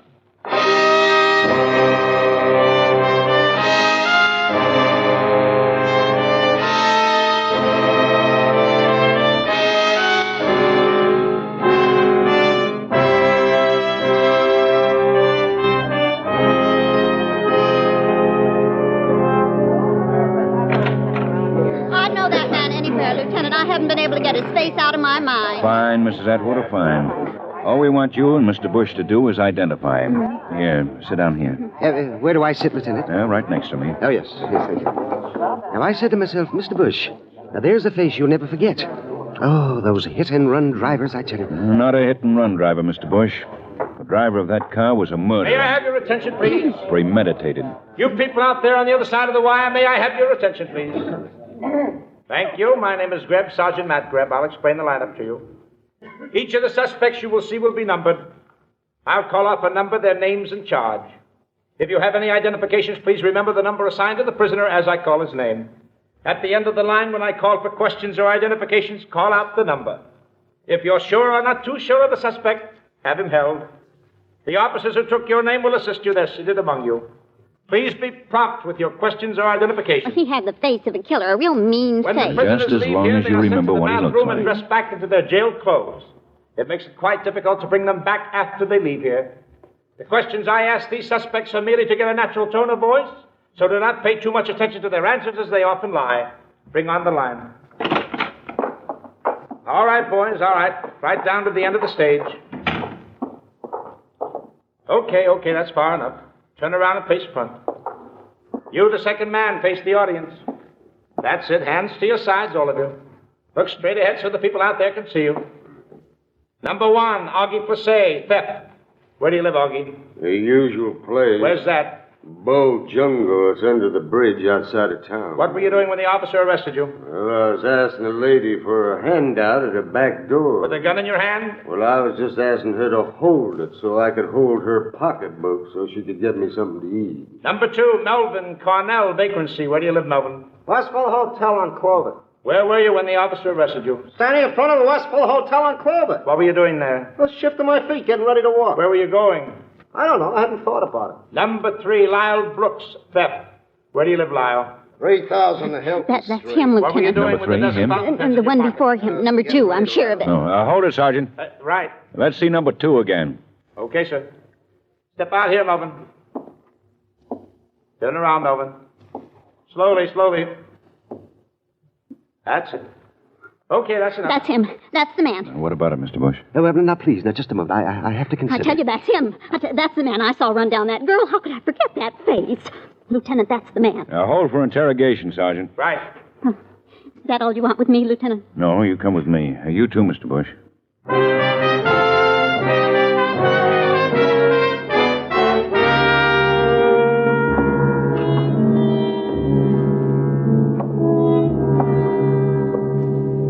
Cigarette, Mr. Bush? No, thank you. No, I never smoke. And please don't offer me a glass of water either. I don't need or want a thing. Me neither, Lieutenant. Relax, Melvin. I know what you're after, Lieutenant. And I may as well tell you. No amount of catering to what you think are my desires will make me identify this man. Much as it would please you. But Mrs. Atwater here identified him. She's sure. She's positive. Mrs. Atwater's wrong, aren't you, Mrs. Atwater? You're dead wrong Don't because come even near if me, you running hitter, you murderer! Stay where you are, Melvin. I'm not going to hurt Mrs. Atwater. Mrs. Atwater's a fine lady, aren't you, Mrs. Atwater? You couldn't have seen me driving that car, Mrs. Atwater. I don't know how to drive a car. So how could I steal a car? Mr. Bush, tell Mrs. Atwater she didn't That say man me. is the man, Lieutenant. I'll swear to it. I'll never forget his face, never. One day I shall describe him to my grandchildren. You will be deceiving them, Mrs. Atwater, because that poor man is not the man. The man who was driving the murder car was fat. He was lean, like this man here, this Melvin. You will forgive me for differing with you, Mrs. Atwater, but the man in the car that ran down that girl was fat. I have seen fat people in my life, and he was fat. And you need eyeglasses. He was lean. He was this Melvin here. My eyes are in perfect order. He was fat. What's more, he had unneat blonde hair. He needed a haircut. He was bald. He was bald and he was lean. He was Melvin. Melvin is bald and lean. Like your brain, Mrs. Atwater. The man was heavy. Even in all that rain, it was very obvious. You all have you up on... Stop it, both of you. Stop it. That's all. You may go. Out that door. He insulted me in front of a murderer. Please. You've made a jackass of yourself, haven't you, Mrs. Atwater? How about me, Lieutenant? You too. Out. And, we're sorry. Oh, forget it. You know, things like this happen. Forget it. This is the way out, huh? Never went out this way before. Ah, forget it, Lieutenant. Matt. Yeah, Ben. Where is everybody? Let him go. Melvin, too? Yeah. But that woman identified him. Ben, a girl was deliberately run over. We know that because 2 witnesses saw the car stop, back up, and run over her body once more to make sure she was dead. Yesterday, on August 2nd, a girl was murdered. Elaine Kirk was murdered. Anything else, Matt? A woman identified the murderer, and you let him go? Mm-hmm. He stole the car and murdered that girl, Ben. You through? Yeah. What do you want with me, Ben? We're going to have to do it the hard way. Neither Bush nor that Atwater woman saw the man who was driving that car. They were just trying to be important. We're going to have to do it the hard way. Oh? Well, what can I do, Ben? You got that engagement book we found on Elaine Kirk? It's in my office. Get it, Matt. I'm going to keep Elaine Kirk's engagements.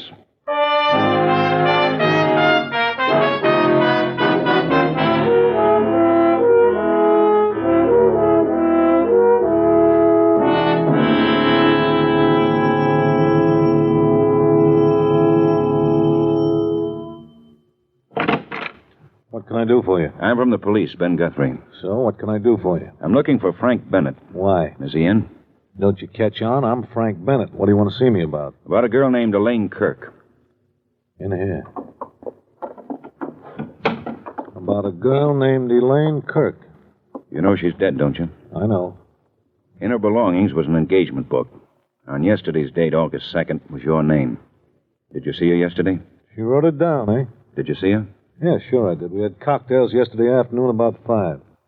That's too long ago, eh? My prints wouldn't be on the glass now, eh? What was the occasion? She called me yesterday morning, said she wanted to see me, and I always said yes to Elaine. Whatever she asked me to do, I said yes. All right. What about yesterday? Over cocktails, she told me that she was going to get married. Why should she single you out to tell? Because once I'd been there myself. Once she was telling her friends that she was going to marry me. And it didn't work out? Well, her friend said it another way, but didn't work out, does it nicely? Yeah, wait a minute. To tell you she was going to get married to a man named David Finley? Yeah. Mm-hmm. His name's on the list, too. Lucky him. You know this David Finley? Well, I've got nothing against him, Mr. Guthrie, except that he got the last kiss in the world from Elaine Kirk. I don't know why. I'll never know why, but that's the way it was. Not to a guy like David, not a girl like Elaine. A special kind of girl, wasn't she? That'll do it nicely, too. Say, do something for me, Mr. Guthrie. What? Talk to David Finley. I was going to. Then come back and explain to me why Elaine should give her life to him.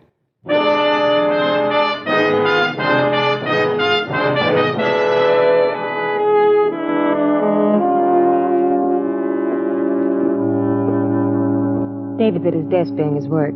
He's an accountant, you know, one of the best. That's his room, Mr. Guthrie. Just go right in. Thank you. May I ask who you are? I wondered you didn't ask right off, Lieutenant. I'm Dorothy Finley, David's sister.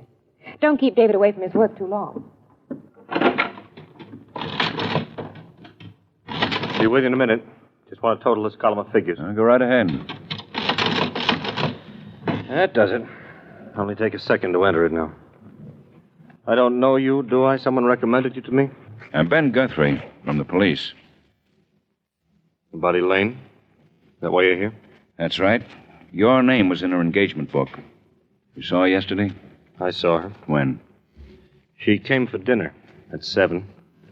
It was an occasion. Kind of a anniversary. What kind? Personal. How long did she stay?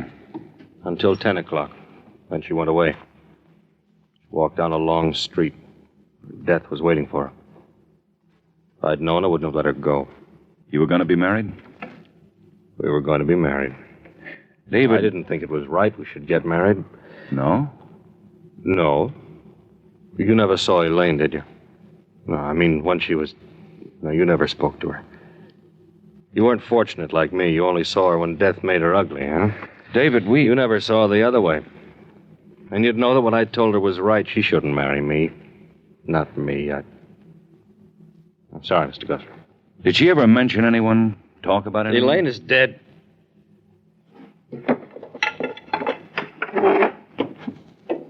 What are you staring at? Nothing. Didn't you know, Mr. Guthrie? I'm a cripple. From the waist down. I have to use my crutches to show you to the door.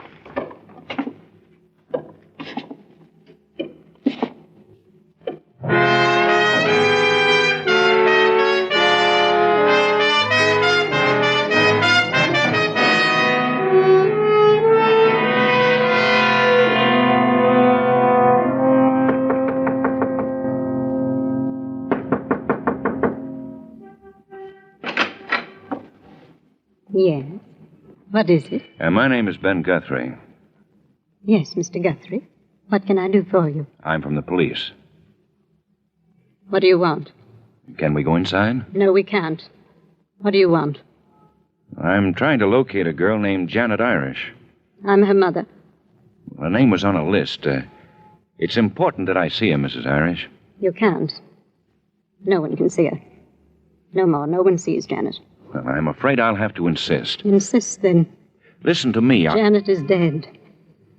Janet is dead, Mr. Guthrie. She was killed. Killed? How? The hit-and-run driver killed her. Oh, I'm sorry. It's just that a girl named Elaine Kirk had Janet's name on her appointment list.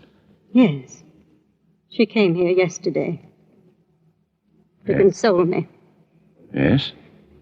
Yesterday was the anniversary of my daughter's death. Yesterday, on August 2nd, Janet had been dead a year.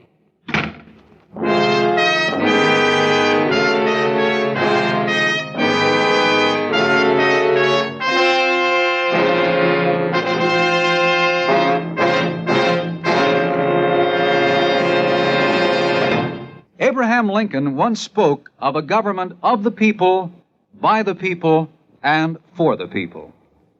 Members of the armed forces are as dedicated to the proposition of maintaining this government today as were those soldiers who sacrificed their lives on the battlefield of Gettysburg during the war between the states so many years ago. They know that as U.S. citizens in uniform, our military personnel have definite responsibilities to their God, to their country, and to themselves.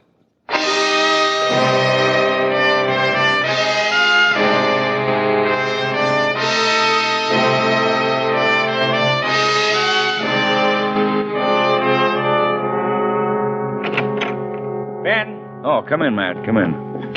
Did you find anything? Oh, newspaper clippings, file reports, nothing very satisfactory. All right, let's have it. Well, it's just about what Mrs. Irish told you. A year ago, her daughter Janet was hit by a car. The car didn't stop. Janet died on the way to the hospital. Driver of the car was never found. No wonder Mrs. Irish was bitter when I told her I was from the police. Yeah, no wonder. She told me Elaine Kirk had stopped in to offer condolences. Well, people do that. But doesn't it bother you that they were both killed by hit-and-run drivers? Yeah, it bothers me. What do you think? I don't know. You spoke to the man who owned the car that killed Elaine, didn't you? Sure. The car was stolen, all right. He and his wife went to the movies with some friends, parked the car, left the keys. When they got out of the movies, the car was gone. Nothing there, huh? Except the man was screaming when they found the car later because his fender was bent. I bleed for him. Let's go back a minute, Matt. We were saying that Janet and Elaine were probably friends. That fact keeps throwing itself at me. And both killed the same way. You can call it coincidence. Would you? How do you expect me to answer that, Ben? I don't know anything more about this than you do. I know. The thing to do is to find out. Two girls, friends. If their manner of death was not a coincidence, what was it? What secret, what thing did they share together? If you could find that out. Yes, if I could find that out. Well, I'm going to try. A neat trick, Ben. How are you going to do it? Elaine Kirk was going to marry a man named David Finley. Maybe she loved him enough to tell him her secrets.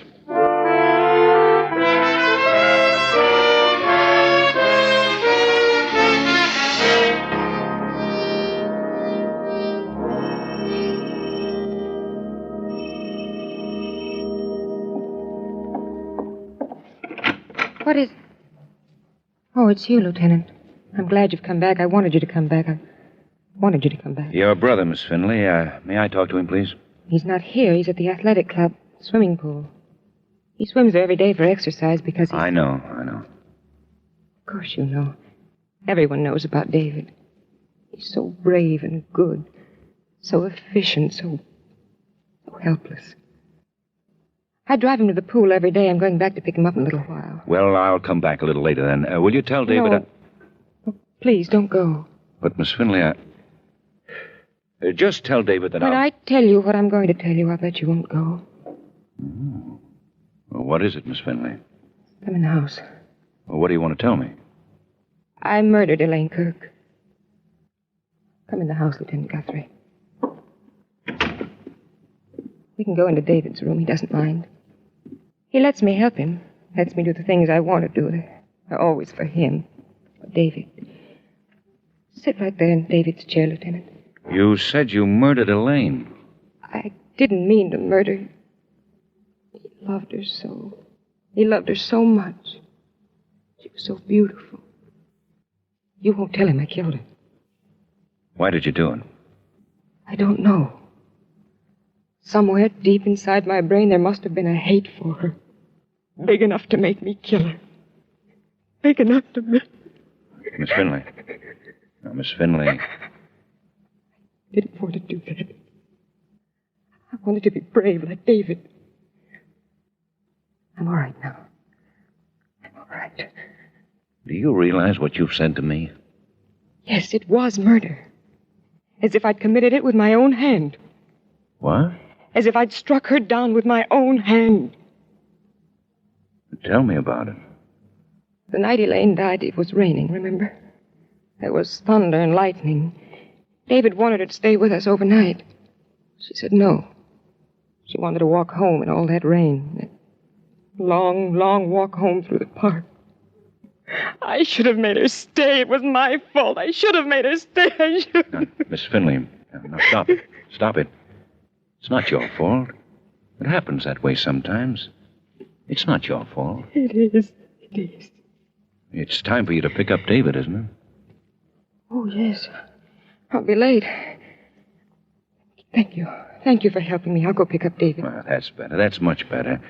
Miss Finley, there was a name on Elaine's engagement book. Elsa Weaver. Do you know her? No, but I've heard Elaine talk about her. She's a society editor on the Globe. Are you going to talk to her, too? Yes. Goodbye, Lieutenant. Thank you for your kindness.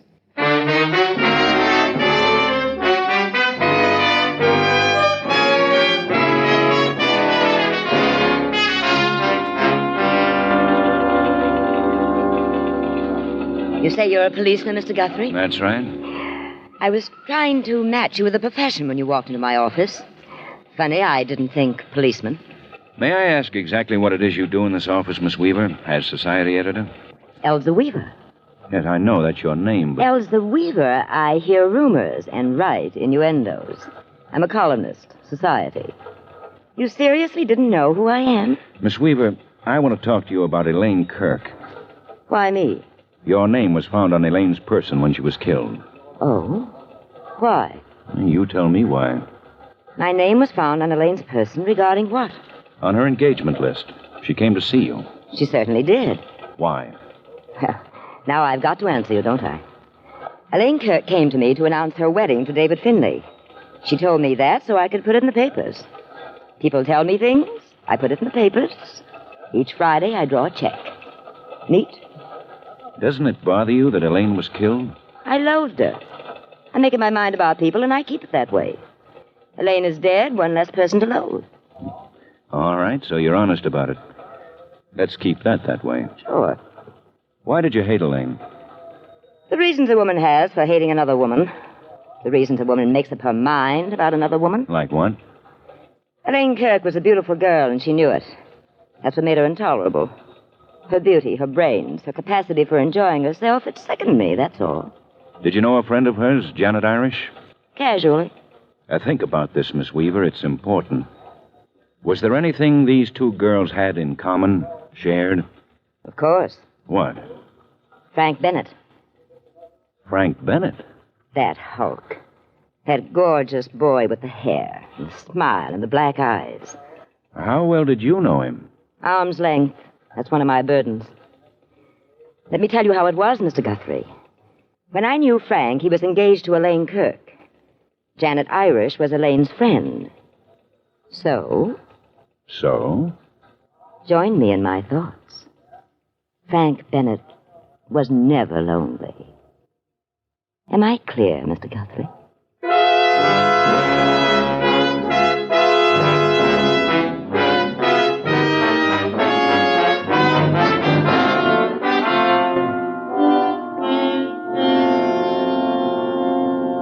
You came back to tell me that Elaine wanted David and not me. That's why you came back? No, Frank. David, with his condition, creates a big pity in people, like he did in Elaine. So much pity that she just had to marry him. See, I knew the answer all the time. Drink, Lieutenant, help yourself. You told me Elaine was something very special to you. You told me. I agreed with you. What about Janet Irish? From left field, Lieutenant. From out of nowhere, like a bolt from the blue. Why do you spring Janet Irish on me all of a sudden? I hear she was something special, too. To me? Mm-hmm. Well, what you hear is a lie. What does a policeman have to do to hear a lie like this? Where does he go? Janet Irish, Frank. Tell me about her. To Elsa Weaver, perchance, you went for this about me and Janet? Well, you went to the right place. That Elsa's a bitter girl. Frank doesn't light Elsa's cigarette. Open doors for Elsa. Kiss Elsa goodnight. For not doing these things and more, Elsa loathes Frank. Makes up lies about him and Janet, about him. Then what's the truth, Frank? That's all I want. Well, Janet was a pretty girl. Janet was Elaine's best friend, and if she hadn't been, I wouldn't have looked at her twice. Janet was not one to make me hungry for her. That's the truth. Janet was killed in a hit and run a year ago on August 2nd. Elaine was killed the same way also on August 2nd. We know it was murder. You think Janet was murdered, Frank? Well, that's your department to think about things like that. If it was murder, they could have been murdered for the same reason. It's interesting the way you come to me to think things out. You use my place, you take my time. Not that I mind. You know the girls very well, Frank. Only Elaine, I told you. Elaine. Did she ever tell you anything about Janet? Some secret they shared? Well, there was a thing, but it wasn't a secret. Oh, what was it? Well, it was Elaine and Janet that made David Finley what he is today. What are you talking about? Happened up in Canada on a lake. David, he was a stranger to the girls. He was swimming, and the girls were in a motorboat. They didn't see David. They ran him down. Hit him in the back with the boat. Paralyzed him from the waist down. That's what the girls did to David upon meeting him. I never read anything about it. Well, it didn't come out till months later. David didn't want it to come out. When it finally did, it wasn't news. That's why you didn't read it in the papers. Why didn't David want it known? You never saw Elaine, did you, Lieutenant? To be crippled by a girl like that, well, that could be a caress. You leaving me, Lieutenant? Without a goodbye? Without a thank you? Goodbye, Frank. Thank you.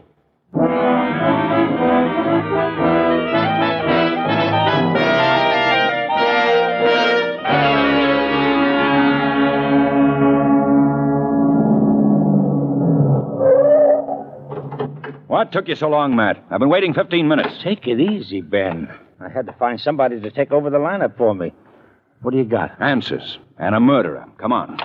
In here.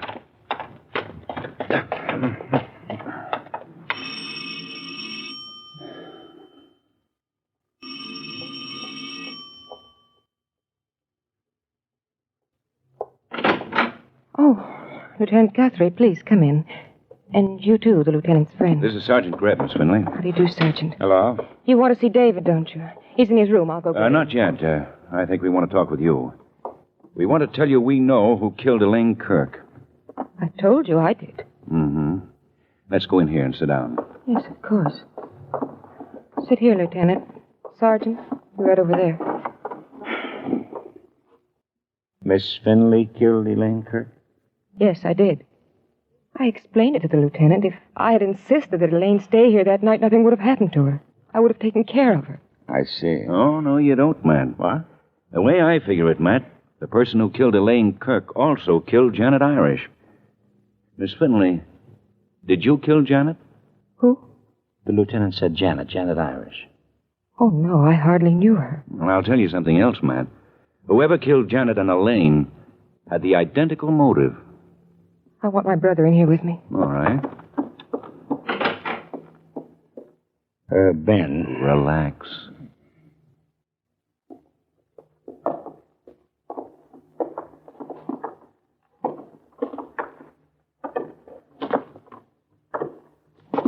Hello, Mr. Guthrie. My sister tells me the other gentleman is Sergeant Greb. That's right, David. She also tells me you know who killed Elaine and Janet. That's also right. Tell me, David, how long ago did you have your accident? 2 years ago. On August 2nd? Yes. How are you getting along? Pretty good. Swimming, the exercises I take. I even drive a car. I'm making progress. Before long, I'll even be able to take care of myself. Oh, David. David, it'll be a long time. You know that. You know, that's all I've got now, time. I'm glad your sister brought you in here, David, so I can tell you who killed Elaine and Janet. Someone who despised them for what they did to you. Elaine made it up to me. She made it up 1,000 times. Miss Finley. Yes? Tell us how you killed Janet Irish. I told you I hardly knew her. You ran over her a year ago on August 2nd. Killed her with a car, like you killed Elaine yesterday on August 2nd. With a car. Both of them on the anniversary of your brother's accident. Oh, no, I didn't. David, tell them I didn't. Dorothy. Tell them. I can't. I can't tell them that. David! You're the only one who could have hated them so much. I did it for you, David, for what they did to you. A cripple looked at you, a helpless cripple. You, my sister. Yes, I killed Janet. But with Elaine, I waited. I saw it was happening. She was falling in love with you, David. The longer I waited, the more she had to lose. 1 year of loving you. And then I killed her. Oh, take her out of here. And hold away on you, David. Elaine? Could she have done that? Cripple. Take her out of here. Matt. You better come with us, Miss Finley. David.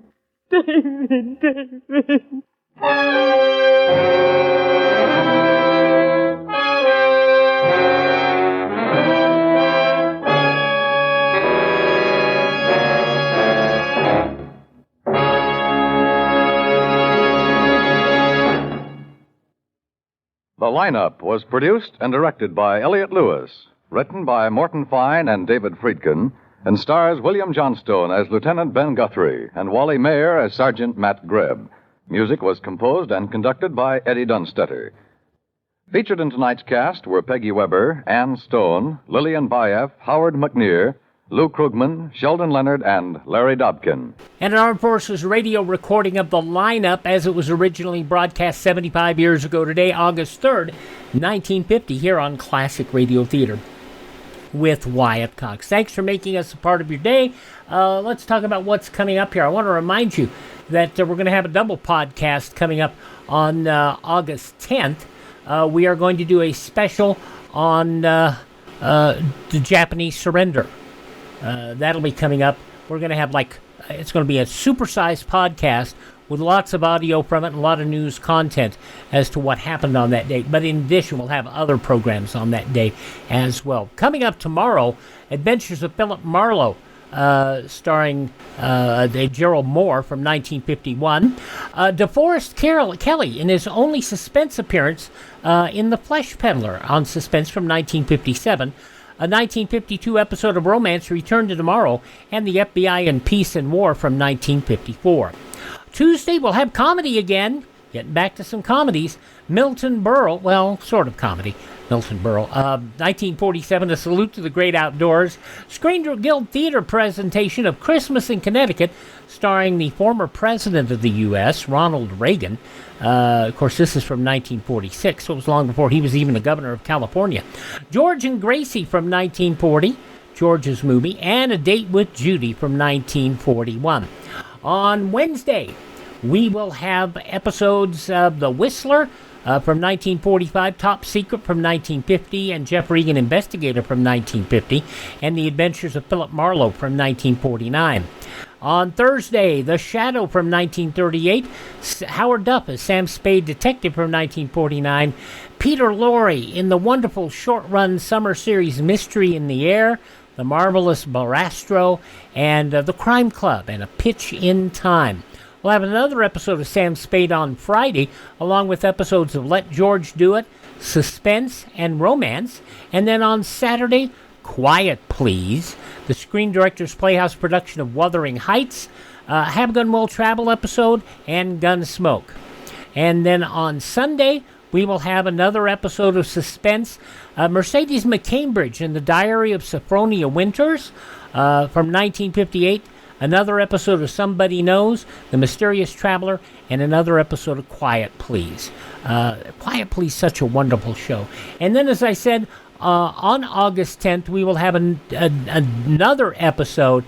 I want to warn you now, it is a supersized episode, and it will end up being probably 3 to 4 hours. But it's going to be all sorts of audio from the day after the atomic bomb was dropped. So there you go. That's all coming up. Next, though, we're going to go back to something even scarier than the atomic bomb. Inner Sanctum Mysteries.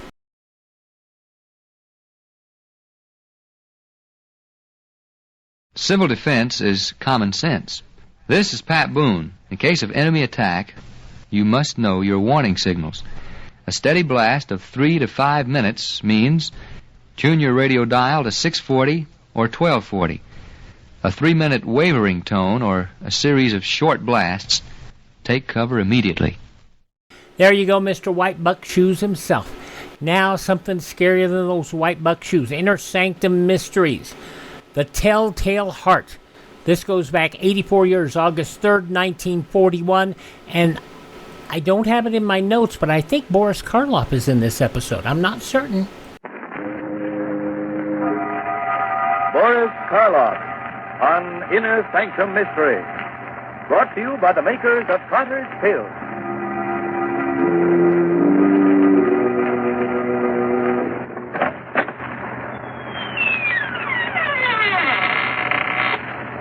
Good evening, friends. Let me welcome you once more to the Inner Sanctum. This is Raymond, your host. Come in, won't you, and sit down? No, I'm not being polite. I'd prefer you to sit, you see, because within the next 5 minutes, you're going to be so weak in the knees that you won't be able to stand.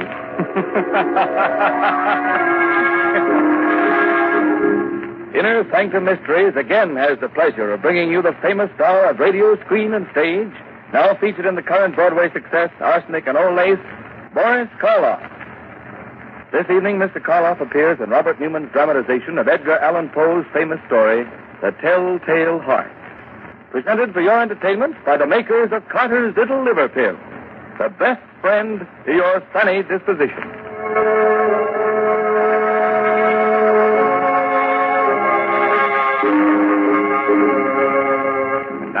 story. A story based on a tale by the greatest master of the macabre that ever lived, Edgar Allan Poe.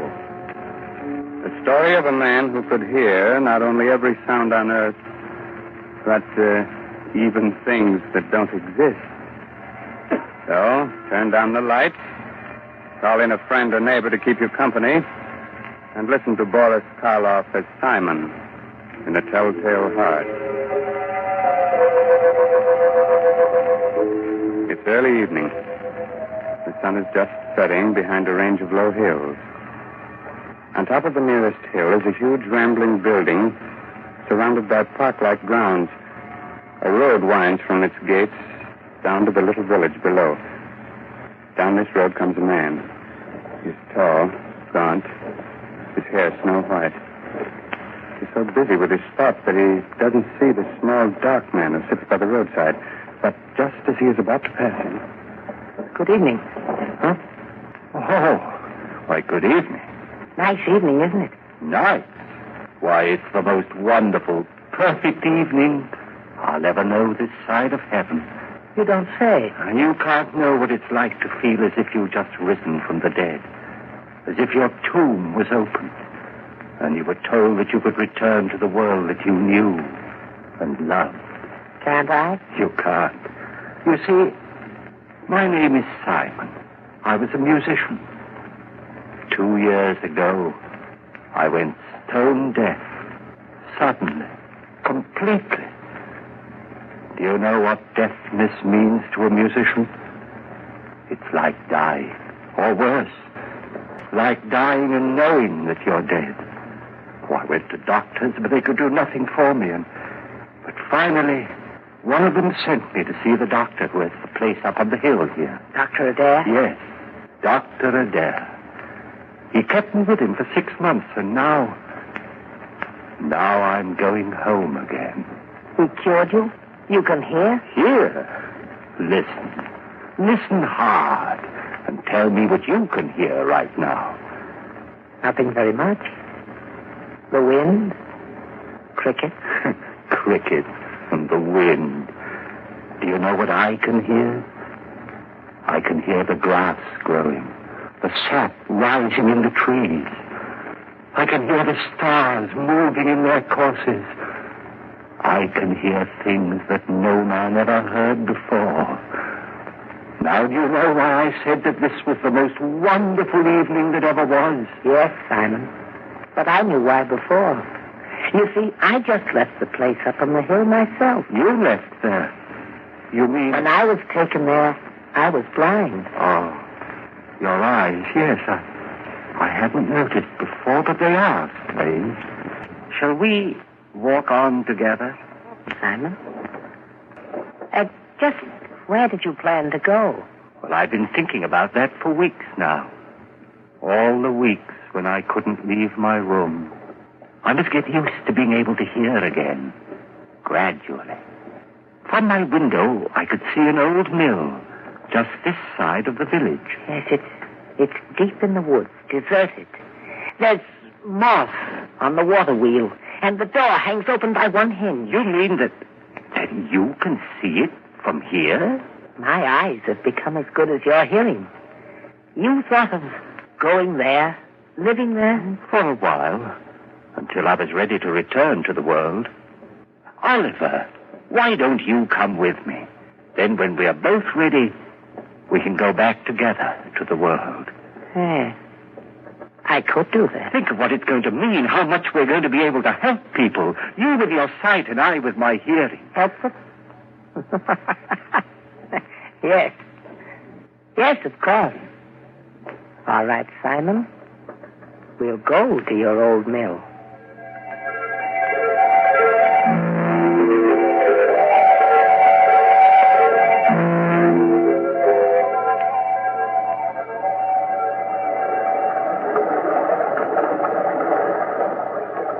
This way, Oliver. Up this path.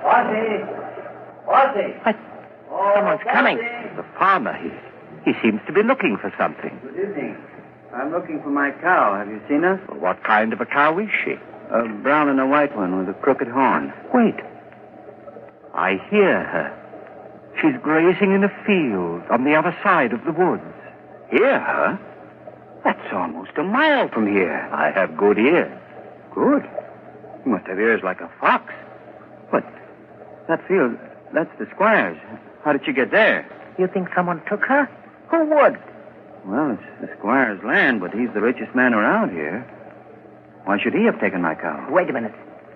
Let me see. Yes. Yes, I do see someone with your cow. He's just leaving her. You can see that? Right through the woods? I have good eyes. Who is it? What's he like? Is he tall, wearing a brown jacket? Yes. I knew it. It's the squire. He's trying to steal my cow. I'd better go get her. Thank you very much. Perhaps I'll see you both again. Perhaps. We'll both be staying around here for a while there in the old mill. Why did you tell him that, Oliver? Did you really see the squire taking his cow? I saw what he wanted me to see. What do you mean? He hates the squire because the squire's rich and he's poor. But what? Never mind, Simon. Shall we go on to the mill? Here we are. And it's just the way I knew it would be. Quiet, peaceful, no noises, just sound. And even those are dulled by the waterfall. Yes, it's just the way I knew it would be, too. Dark, dank. The home of the rats and spiders. We'll be happy living here with them. Happy with rats and spiders? Why? Because they're like me. Rats see in the dark, and spiders spin webs. I don't understand you, Oliver. Must you always see the worst, the most evil side of everything? Always. But why? Don't you love people? Don't you think that this is a good world? A good world when I was blind for more than 2 years? But whose fault was that? What difference does that make? I was blind. And did anyone care that I was? No. Love people. I hate them. But, Oliver, that's wrong. You've no right to hate anyone or anything. What's that? What? It sounds like wings, like... Yes, there it is, there. A swallow. Why, it's frightened, trying to get out. Why, it's beating itself against the wall and... Oh, poor thing, it's hurt itself. Fallen to the ground. I'd better catch it. Is it badly hurt? No, I don't think so. Oh, just this one wing. Here, let's see. Perhaps we can put a splint on it, heal it. Do you think so? Here, Oliver. But be gentle.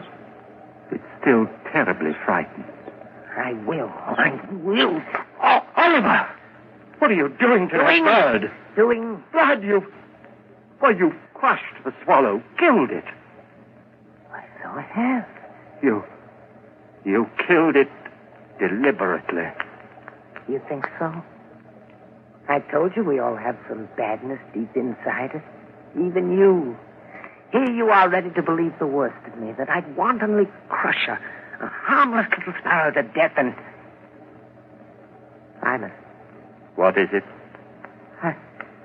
I don't know, but there's something in your face. Something that wasn't there before. I don't know what you're talking about. I'm going up to bed. Simon! Simon, wait! It wasn't he that was blind. It was I. Why, he's bad, evil, clean through.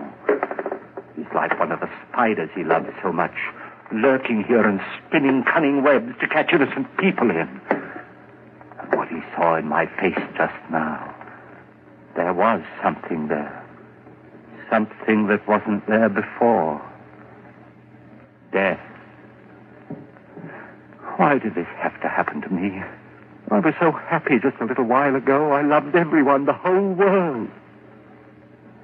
And now I have to kill him.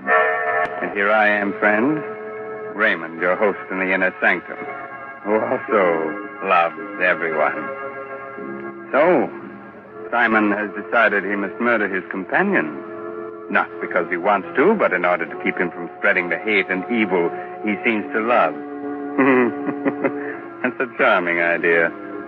But if Oliver's eyes are as good as he says they are, good enough to see death in Simon's face, How will he be able to do it, Quite a problem, isn't it? Well, Raymond, everyone has problems. It's the answer that counts. It certainly does, Mr. Herlihy, in a mystery drama. Yes, and in a domestic drama, too. If you don't believe it, listen to what Agnes Vale says to her husband at the dinner table. Oh, Bob, you haven't said a word about the cake, and I baked it especially for your birthday. After 30, no one wants to be reminded of birthdays. Oh, that's silly. Besides, a person's only as old as they feel. Well, if that was the case, I'd be about 60. You mean 90. No one could save up the grouch you've got in only 60 years. If you felt as irritable, low, and out of sorts as I have lately, you'd be grouchy, too. Of course I would. Anybody would. So the thing to do is not to feel that way. What can anyone do about it? Very simple, my dear. Try Carter's Little Liver Pills. Right, and when you don't feel good, try Carter's Little Liver Pills. They do the work of calomel but have no calomel in them, for they are simple pills made of vegetable drugs. They wake up the flow of one of our most vital digestive juices.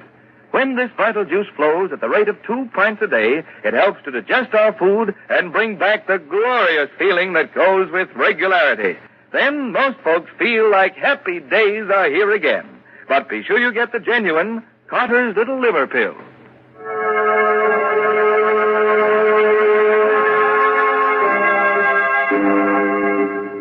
Well, friends, are you sorry I advised you to sit down before? No, I thought not.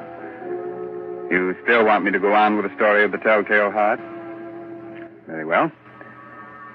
It's a little later that same evening, and Simon is sitting in the upper story of the old deserted mill, waiting, listening. Sleep, Oliver, sleep. Aren't you ever going to sleep? Oh, I know you're lying down. I heard you getting undressed. I even heard the thread snap when you pulled that button off your shirt. But you're not asleep yet. I can tell by your breathing, the way your heart's beating. And that's what I must wait for. The time when you're really asleep.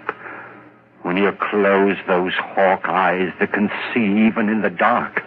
That could read murder in my face when I didn't know it was there myself.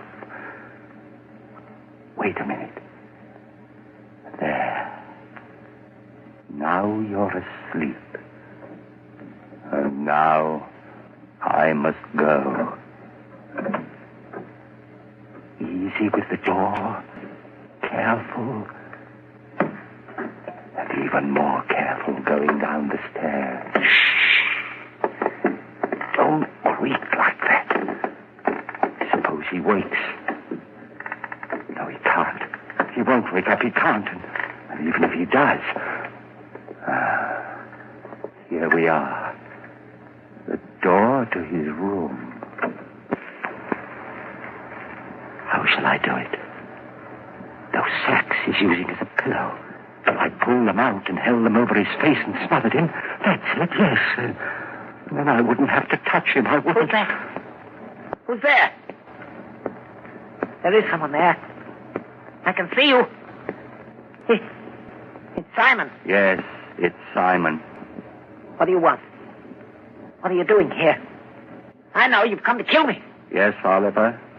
I've come to kill you. Philip, you can't do that. You can't. Yes, Oliver, I can. And I have to. Oh, please don't struggle like that. I'm stronger than you are. You can't get away from me. You can't. You can't.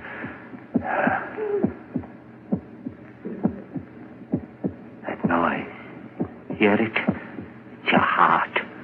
Beating, pounding, driving the blood through your veins. It's beating more slowly now. Slower and fainter.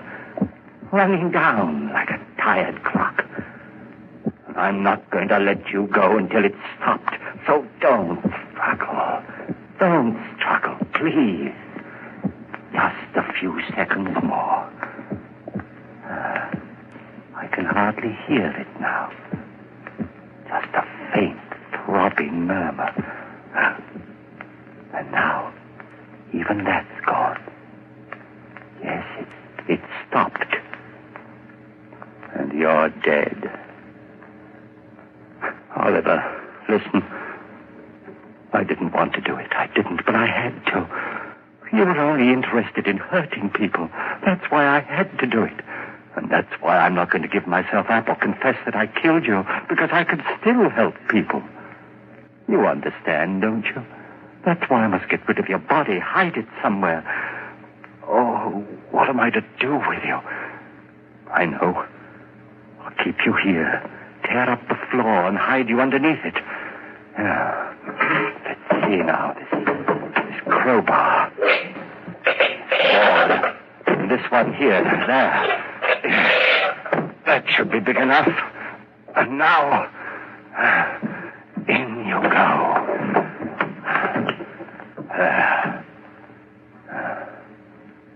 Goodbye, Oliver. Goodbye. Just put these boards back. Nail them down again with the same rusty nails. And it's done. Now I'll spread this dust over the cracks. No one will be able to tell what I've done. No, not even with your eyes. If you could still use them. What's that? A light. A lantern outside. Someone at the door. Maybe Christie's come back again. Yes? Who is it? It's Trent, the constable. The constable? What do you want? Oh, nothing much. Thought I'd drop in. Say hello. Come in, constable. Come right in. Thanks. Queer time of night to be visiting, but I heard there were strangers living out here, and I thought I might... Why, of course, it's part of your job to investigate strangers, isn't it? In a way. Not that you're a stranger, exactly. What do you mean? Well, you've been around here for some time, haven't you? Up at Dr. Adair's place in the hill, I mean? Oh, yes, of course. I just left there this afternoon. Uh-huh. And your friend, where's he? Sleeping? Friend? Why, there's no one here with me. I'm all alone. But the doctor said... You mind if I look around? No, of course not. Not that I doubt your word or anything like that. Oh, no, don't apologize, Constable. Go right ahead. Well, Constable? There's certainly no sign of anyone else. Well, I told you so. Yes, you did. Now, I'll just sit down here for a minute. Get my pipe going. No, not there. Don't sit there. Why not? Because, well, it was just that the floor looked a little rotten right there, and I was afraid that...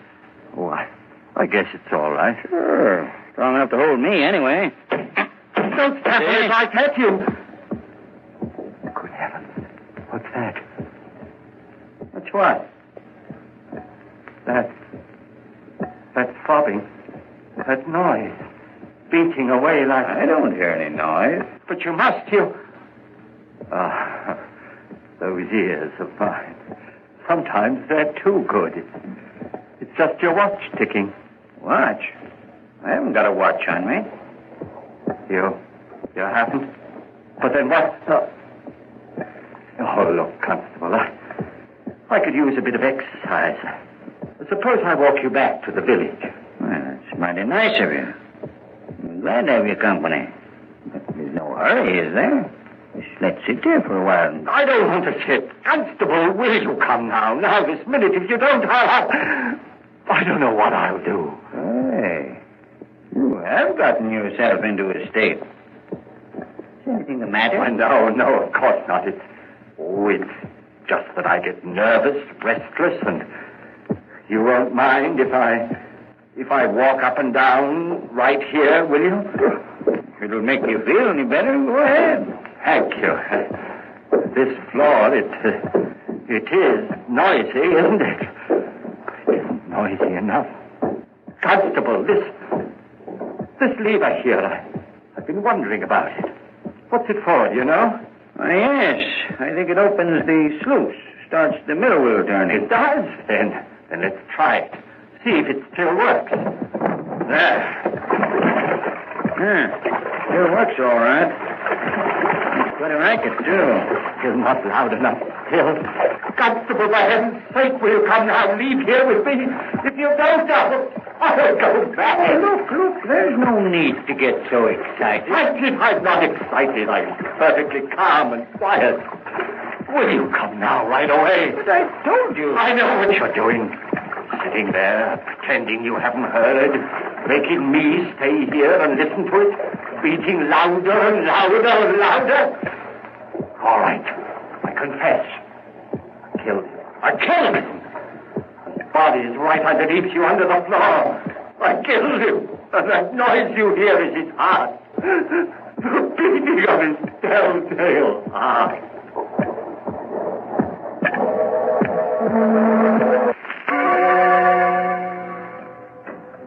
Hello, Dr. Adair. Oh, Constable, hello. Well, did you find them? Yes, Doctor. I'm glad. Some of my boys will be bringing the other one, Oliver, along in a little while. Bringing him? What's the matter with him? Well, sort of. They were in the old mill by the river. Simon had evidently tried to kill Oliver, but he hadn't done a good job of it. He nailed him up underneath the floor. And when we got him out, he was unconscious. And he's still pretty weak. I see. Bring Simon in, will you? Sure. All right, Simon. In here. Yes, Constable. Now, turn him around so that he's facing me. That's it. Well, hello, Simon. Hello, Doctor. Simon, why did you run away from here this afternoon? Run away? I didn't run away. I left. What need was there for me to stay when I was cured? Oh. And what you did, or rather tried to do to Oliver? That was wrong. I know it was wrong, but I had to do it. He was bad, Doctor, bad. He hated everyone, wanted to hurt them, and I couldn't let him. You know, it's strange, Constable. 2 men, both mental cases because of a sudden affliction. But while Oliver's blindness made him hate, Simon's deafness filled him with love for all mankind. Deafness? You mean he's deaf? But when you talk to him, he answers you. Yes, he reads lips. That's why I had you turn him around, so he was facing me. But he's stone deaf. He will never hear again. What's that you're saying? Deaf? But I'm not deaf.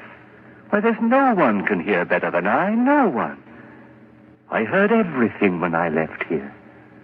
Things no man has ever heard before. The song of the swan. The breathing of the fish.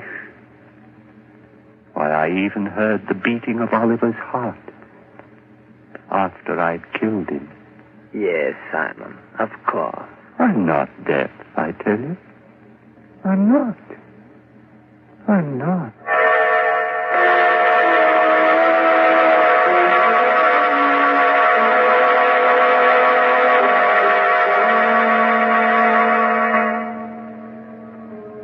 So, Simon did hear all the things he said he did. Even the beating of the telltale heart. And not with his ears, but with something else deep inside his poor, sick brain. Speaking of telltale heart, I'm sorry, it's not a heart at all. It's just Mr. Herlihy's knees knocking together. And if you think you're kidding, Raymond, you're crazy. Oh, I'm not kidding, Ed. In Mr. Karloff's audiences, that's the equivalent of applause. Since everyone's generally much too scared to show the usual approval with their hands. So we won't take any chances. We'll just use words and say, thanks, Boris Karloff, for your splendid performance of tonight's dramatization of Poe's The Telltale Heart. It was a pleasure, Raymond, to be able to bring our friends one of the world's most famous stories. And I'm very grateful to Everett Sloane as Oliver and Santos Ortiaga, who played Christie, for the help they gave me. So now I suggest that you listen to Ed Herlihy, who has some helpful advice for which you may be very grateful. This is Raymond again, your host, getting ready to close that door to the inner sanctum and say goodnight until the same time next week. In the meantime, if you care to do a little bloodthirsty reading, try this month's Inner Sanctum novel, I'll Eat You Last, by H.C. Brandon. In case you've already read that, why not try some of the other stories by the author of tonight's mystery drama, Edgar Allan Poe? According to all critics, this writer has quite a future. Oh, good night. Pleasant dreams, huh? Inner Sanctum Mysteries will be on the air again next Sunday night, same station, same time, with another chiller for thriller fans. So be with us then. This is Ed Hurley, speaking for the makers of Carter's Little Liver Pills and reminding you, when you don't feel good, try Carter's Little Liver Pills, the best friend to your sunny disposition. This is the Blue Network of the National Broadcasting Company. In that episode, of course, it was the original host of the show, the host with the most, Raymond Edward Johnson, who always himself enters as your host, Raymond. It was sad when he went to serve in the Army. Paul McGrath came in as the host, and then when Johnson came back from the war, money was the main reason why he didn't come back on the show. But it was interesting. The show ran from 1941 to 1952, and the creaking door, which we in fact still appropriate for the beginning of our show, was not created by a door. It was created by an office chair. One time they came in to do the show, and somebody somebody in maintenance oiled the chair. That creaking door made its way into the 70s as well, with the CBS Radio Mystery Theater, and the creaking door was there as well.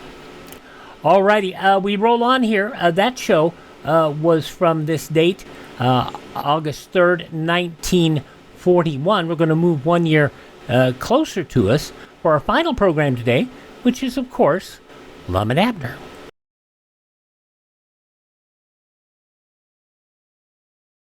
Civil defense is common sense. This is Boris Karloff. No one can guarantee the survival of every home during a nuclear war, but a strong civil defense can save millions of lives. Make sure that yours is one of them. Learn how to protect your home. Call Civil Defense today. We have to have a little Boris Karloff after that, don't we? And something even scarier now. We're going to head to Pine Ridge, Arkansas, see what's going on with Lum and Abner. This episode 83 years ago, August 3rd, 1942. The makers of Alka-Seltzer bring you Lum and Abner.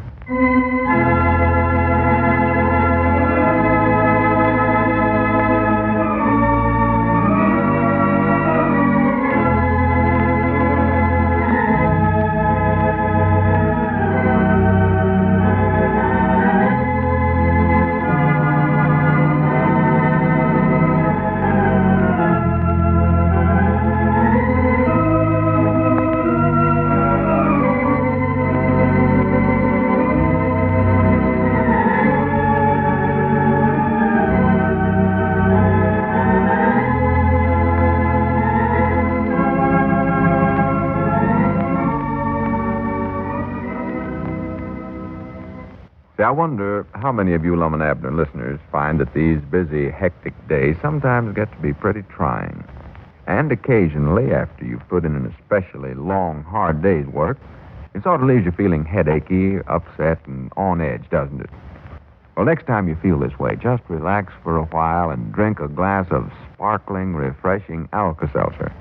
For Alka-Seltzer acts fast to ease the dull headache and to settle an upset, on-edge stomach, thanks to the remarkable combination of ingredients which it contains. Remember that, won't you? And whenever a hard day's work leaves you feeling done in, call Alka-Seltzer to the rescue. You know, of course, that you can get Alka-Seltzer at all drugstores, either by the package or by the glass at the soda fountain. And now, let's see what's going on down in Pine Ridge. Well, Lum decided against hiring a nurse for the baby when he realized how great was the need for nurses for the Army and Navy. And so the baby's back at the Peabody home, well cared for by Abner's wife, Elizabeth. For several days, the old fellows have anxiously awaited a reply to the letter which Abner sent to the mysterious person in Kansas City, the one who inserted an ad in the county seat paper bearing only a copy of the coat of arms and a post office box number. As we look in on the little community today, we find that the day's mail has arrived, and with it a letter for Abner Peabody, from Kansas City. Listen. Well, hurry up, Lum. Open up the letter. What does it say? What does it say, Lum? Yes, I'm doing it as fast as I can. Doggies, now we'll find out what that Inner Sanctum stands for. Hurry up, Lum. Hurry up. Don't get so excited. I just hope this letter ain't bad news for us. That's what I hope. Well, leastwise, we'll know who the baby is that we've been keeping. What does it say, Lum? Well, it says, Dear Mr. Peabody. Well, how did he know my name? Well, you wrote to him and signed your name, didn't you? Oh, yeah, that's right. Go on. Dear Mr. Peabody. You got that wrote down twice? No, of course not. I'm just starting over. Oh. Dear Mr. I can write you only a brief note because it is too dangerous for me to write letters. Well, I don't see anything so scary about that. No, I write them all the time. It ain't never bothered me to speak of. I am quite certain that I am being watched constantly. Well, I can't write a letter somebody standing over me looking over my shoulder. No, that's probably what's bothering you. And I do not want to do anything that will jeopardize the baby's life. Jeopardize? What does that mean, Lon? I don't know. Don't sound good to me, though. No. What else does he say there? All I can tell you now is that I am a friend of the baby. Well, baby's got old friends, hasn't he? Yeah. Anybody old enough to write a letter like this? Yeah, he's running around with the older crowd, all right, before we got him. Ain't no doubts about that. I am a friend of the baby, and now that I have located him... Abner, did you tell him we had the baby here? No, sir, I never even mentioned it. All I done in the letter was just ask him if he knowed any babies that had that insignia in a locket. That's all I said. Well, that's just the same as telling me. No, it ain't, Lum. I never said we actually... No use arguing about it. No. According to this, he knows about us having the baby, all right. Yeah. Where was I at? Oh, yeah. And now that I have located him, I can work towards restoring him to his rightful position. Well, I do know. Guard the baby well until you hear from me again. Is that all he says? Yeah. What's his name? I don't say. What, didn't he sign his signatures at the bottom there? No. All here's a copy of that same coat of arms. See there? Let's see. Just like the one in the baby's locket.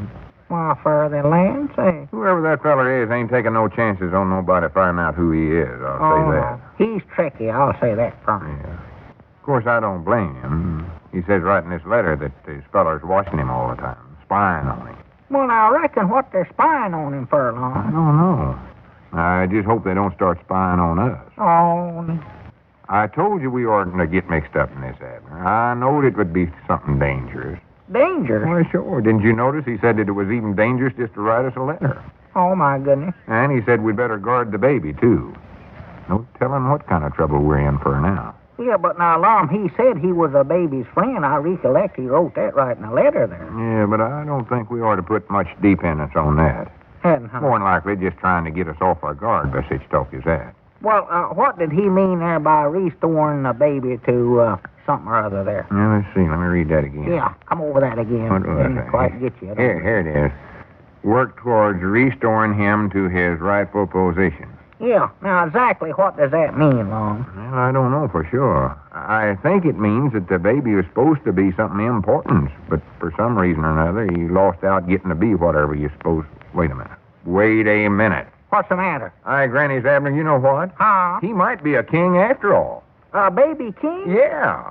Bound you, that's what it is. More than likely the baby king died, or the papa did, so naturally his youngin's supposed to follow in his papa's footsteps and take up the work. But on account of him being just a baby, some mean fellas around the castle done him out of his job. Is that what happened, sure enough? Well, I ain't sure, but that could have happened. Yeah. There's always them kind of fellers hanging around a king's palace that's trying to get hold of the government for themselves. Why, them snakes in the weeds. I've read about this same identical things happening in books 1,000 times. Well, what country is he supposed to be king of, Long? I don't know. That's what we got to find out. Well, maybe that feller sent us a letter to tell us. He said we'd more than likely get another hearing from him. Yeah, but I'd rather we found this out for ourselves. You would, huh? I don't know whether I trust him or not, Abner. Oh. Fact is, if we do find out what country it is, I believe we ought to take the baby back there ourselves. Take him back ourselves? Well, sure. Not take no chances on letting this other feller do it. Well, what if it's some country that's all clean across the ocean summers over? I don't care where it's at. I don't care if it's in Africa. We're going to take him there and see that he gets his job back. Where, huh? Yes, sir. We're going to run them fellers that's taking it away from him clean out of the country. Dog, is that time? Then his wheel show. Yeah, good for us. Well, reckon how long we'll be gone, Lum? Oh, I don't know. Might take 2 or 3 weeks. Might Might. even take... Wait a minute. I just happened to think of something. Huh? We might have to stay over there for several years, you know it? Several years? Why, sure. Somebody's got to stay there and see that them fellers don't come back and take the king's job away from him again. Oh? Don't forget, he's just a baby yet.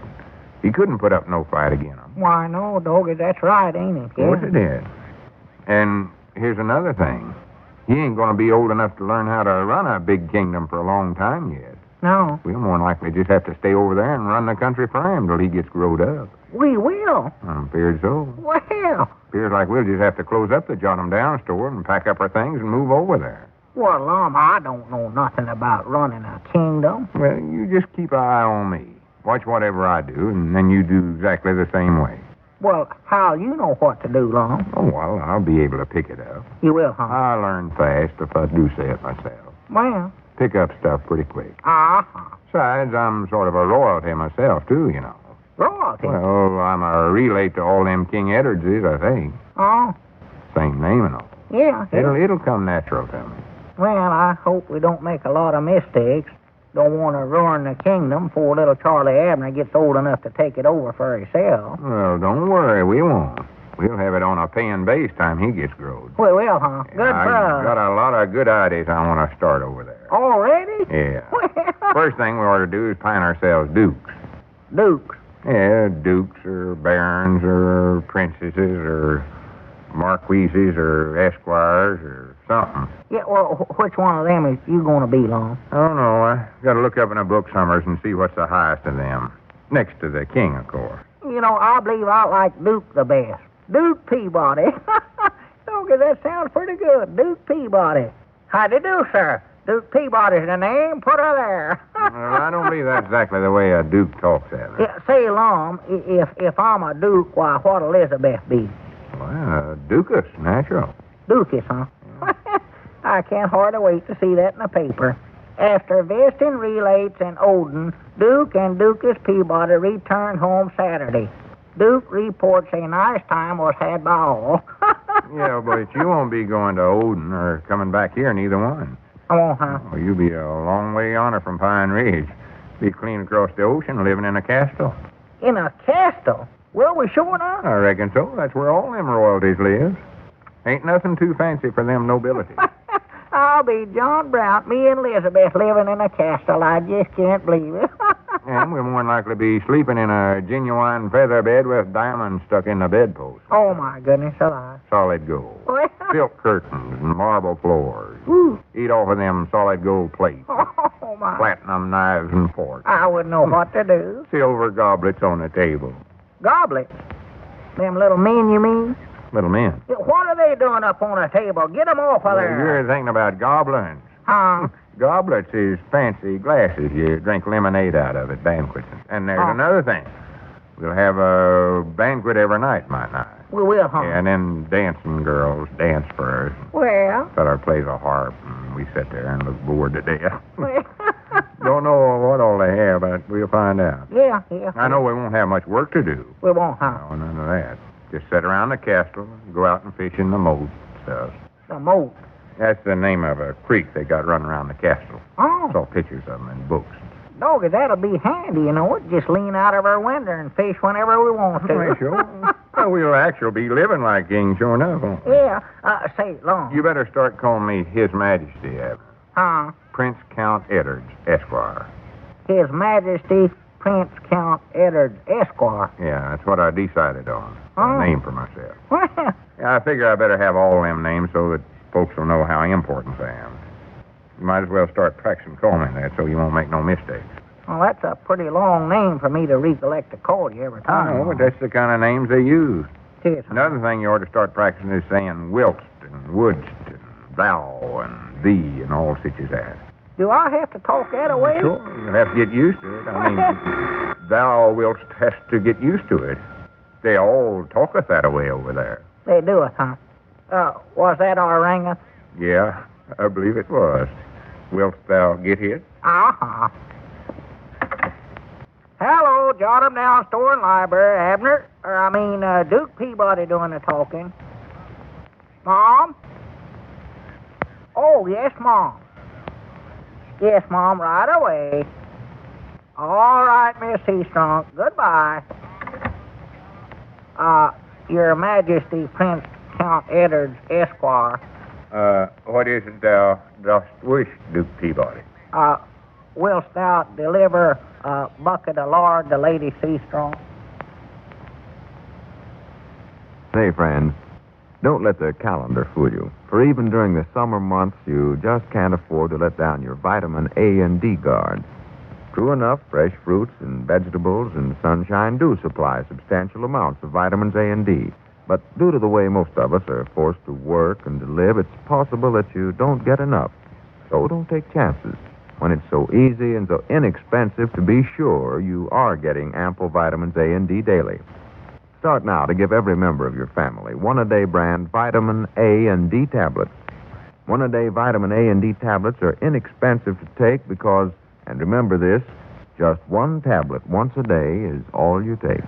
Yet this one tablet is so high in vitamin content that it gives you the same amount of vitamins A and D as are contained in 1 1/2 teaspoonfuls of cod liver oil, meeting minimum USP standards, an amount which is 25% more than your minimum daily requirements.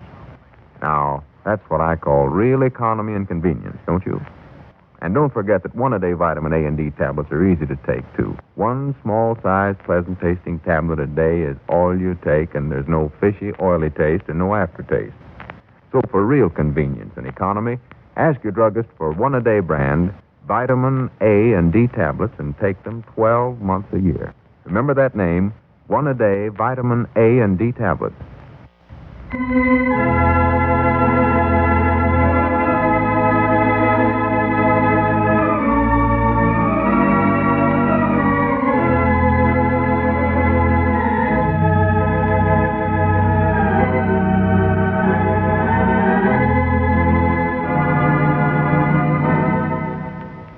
Gonna have to deal with that for a while, guys. Yeah, that's gonna be an issue. That's going back to 1942, August 3rd, 1942, 83 years ago today. Lum and Abner here on Classic Radio Theater with Wyatt Cox. Join us for drama tomorrow with The Adventures of Philip Marlowe, suspense, romance, the FBI and Peace and War, and another episode of Lum and Abner. Thanks for being with us here. We'll see you tomorrow for more Classic Radio Theater. I'm Wyatt Cox.